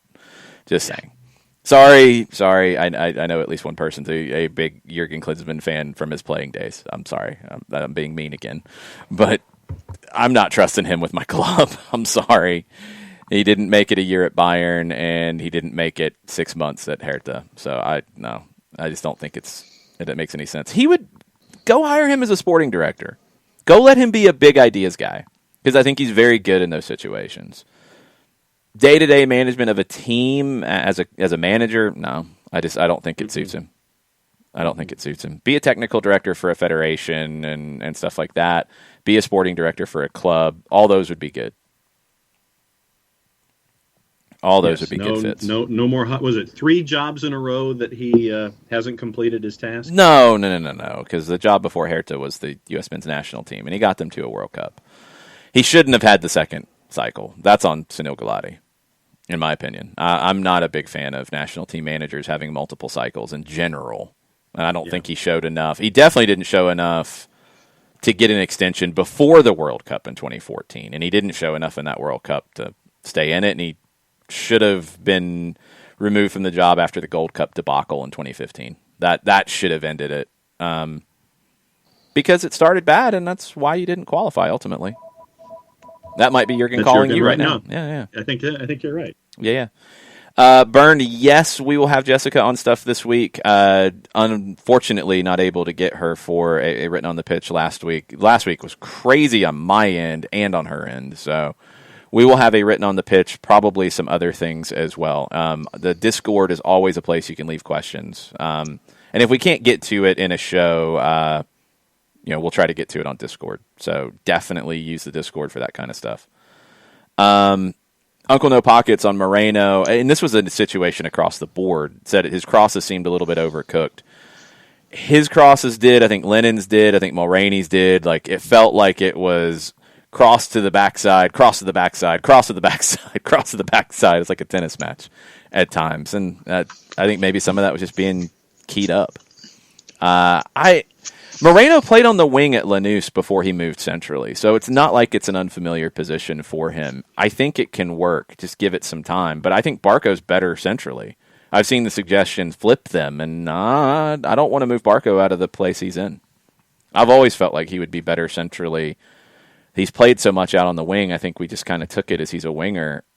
I think he's a guy who you want setting the pace, and I thought he did a really good job of speeding it up, slowing it down, making those decisions on the ball. I want him there and figure out the best way to get Moreno going better on the wing. Again, he's created 3 chances in 2 games in league play. That's not bad. And he's winning his dribbles to the point that he's the second most in the league. That's not bad either. If this is bad for him, good will be amazing. So I'm okay with that. More on the Twitch pitch as we wrap up. Soccer for Good OG says, can we take up a collection for new questions that you can ask Gabby at the post-game pressers? Yeah, I want, and again, I can't do it because we're on the air, but I'd love more like, why did you flip Moreno and Mulroney in the second half on the wings? Did that happen organically, or was that something that you saw? An assessment of Jack Gurr and his second half performance, an assessment of different things for sure. And it'll come. It's new, and I think everybody got really excited about Gabby being excited, and it distracted from everything else. And it was the first home win in the Benz, and there was a lot of emotional questions rather than, I think, soccer questions. And I think it'll come. I hope it does, because I think he's really good at answering those questions. I've really liked going back and hearing some of his stuff and translating some of the stuff that he said at Velez after games. So I think he'll give you some pretty philosophical, deep dive, answers to questions when they're about those things. I think the emotional side of it, he's not thinking about it. It's just, it spills out of him in those moments, so he doesn't really know how to explain it. Yeah. No, I'm looking forward to hearing explanations and his thought process and his reaction when things go certain ways. But yeah, I'm looking forward to that next dimension when you're hearing Gabby talk about the match in front of him. Continuing Q&A on Twitch pitch, Sam Williamson, do you think Manchester United will go after Daryl Dike? We need someone else up top. Sounds like they're going to lose Cavani. It sounds like he's going to go to Boca. That drumbeat continues on. I think he wants to go back to South America, closer to home, and Boca keeps coming up, and it sounds like there's been some conversations. They'll definitely need somebody up top. It's just a little risky because they have the resources to go bigger if they so choose to. Could he be successful there? Yeah, I think he could. But it's just riskier because he hasn't done it at that level. I think they'll try to go bigger than that. Yeah. I think that would be a fallback. I think if he goes, if Daryl Dike, because I don't see him back to Orlando, I don't know if Barnsley will be able to pull the trigger on a transfer. If they get promoted, I guess they could. But if they don't, I don't think they do it. I think he's in the Premier League next year, but I think it's more like a bottom 10 team than a top 10 team. Yeah, I'm thinking that if his team gets promoted, they might have the cash to keep him.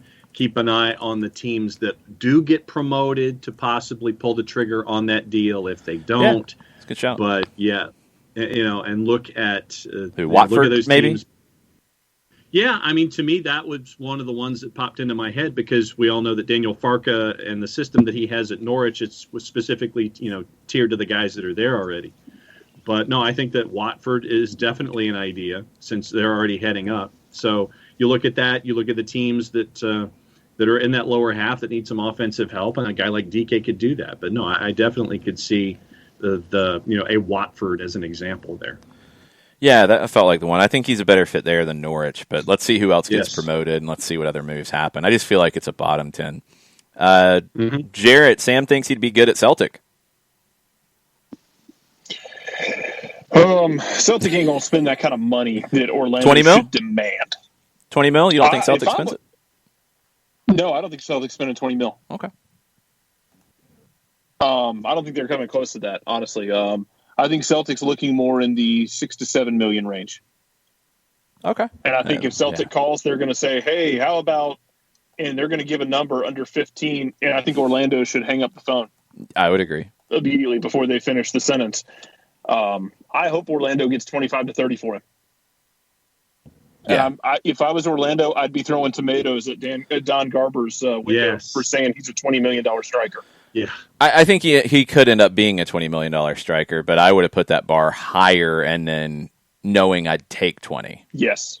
Mm-hmm. That is exactly why I say that. Yeah. 20? Yeah, I'll take 20. But I'm going to ask for 30. And then when you say, no, we're going to do 22. Cool, fine. Okay. Somebody else is going to give us 24. Are you going to go up to 25? Yeah. Yeah, I'll go full auctioneer on it if I need to. Mm-hmm. Yeah, if you get 20 for him, I think that's awesome because, again, he was a draft pick.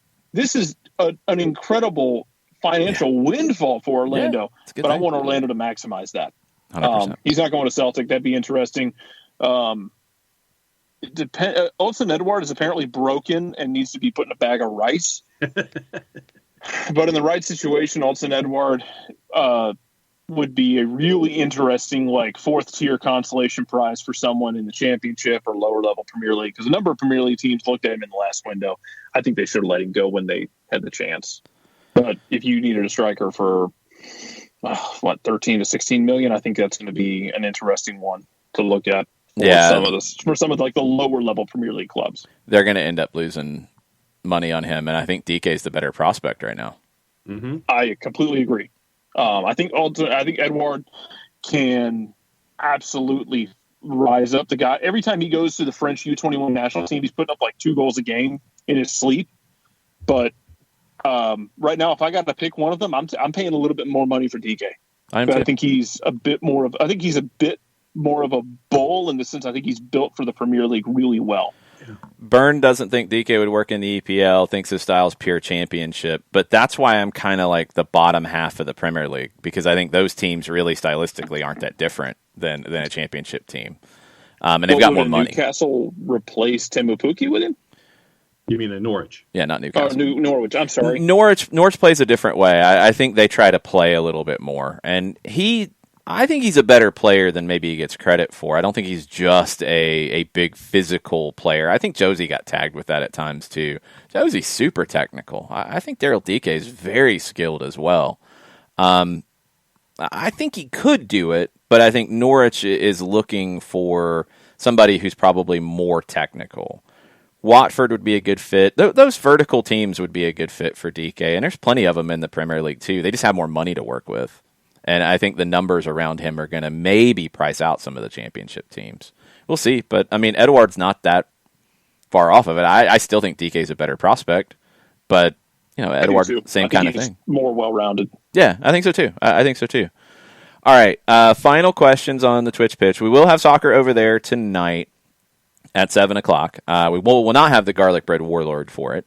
He will be saving all of his salty takeaways for the salty takeaway, which will be tomorrow after the CONCACAF Champions League match.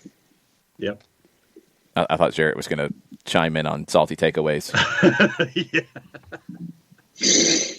No, I'm just patiently waiting until we have to negotiate the name change. You guys figure that out. I got nothing to do with it. It ain't my show. I know. I also this is similar to our gambling degeneracy of Monday nights, where we might there might be a chance that the Twitch pitch. Not the Twitch pitch, but the Discord gets vetoed. Wow! There will have to be and I'm the jerk. There will. Y'all are going to go against the Discord. If this happens, there will be parlay.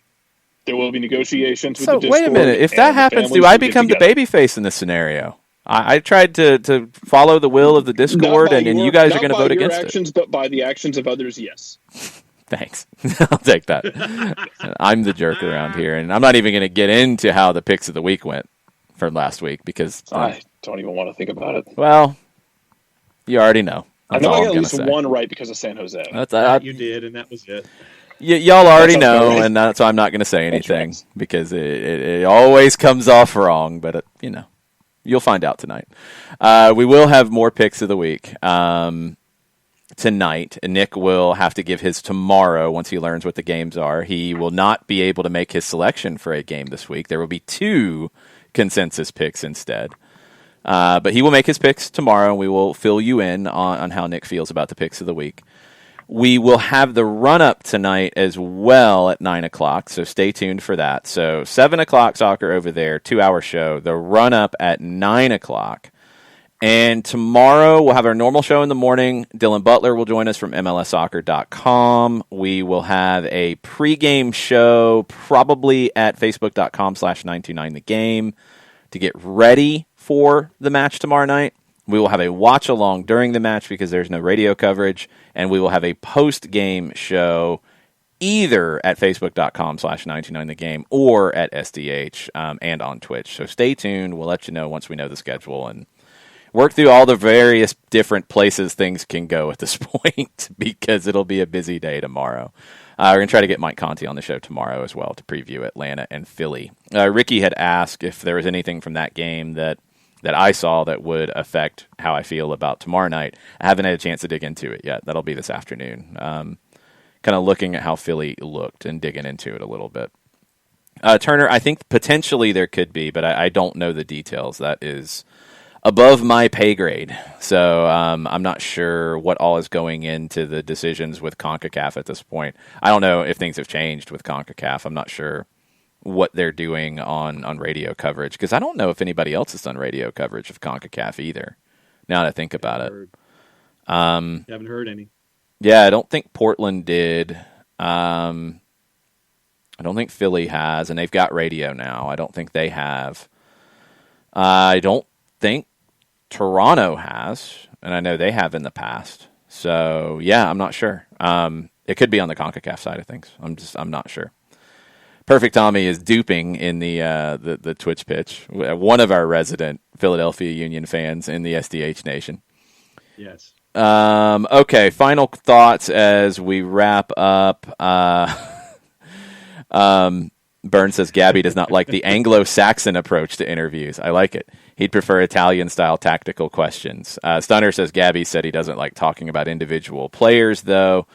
You don't have to ask about a player and like how he did. You can frame it in terms of philosophy and tactics, and I think get what you want out of asking how a player did. It's just not, how do you feel about Jack Gurr? I think you have to give a little more of a question that he can answer and go deeper rather than he was good or he was. Yeah. He's not going to say he was bad.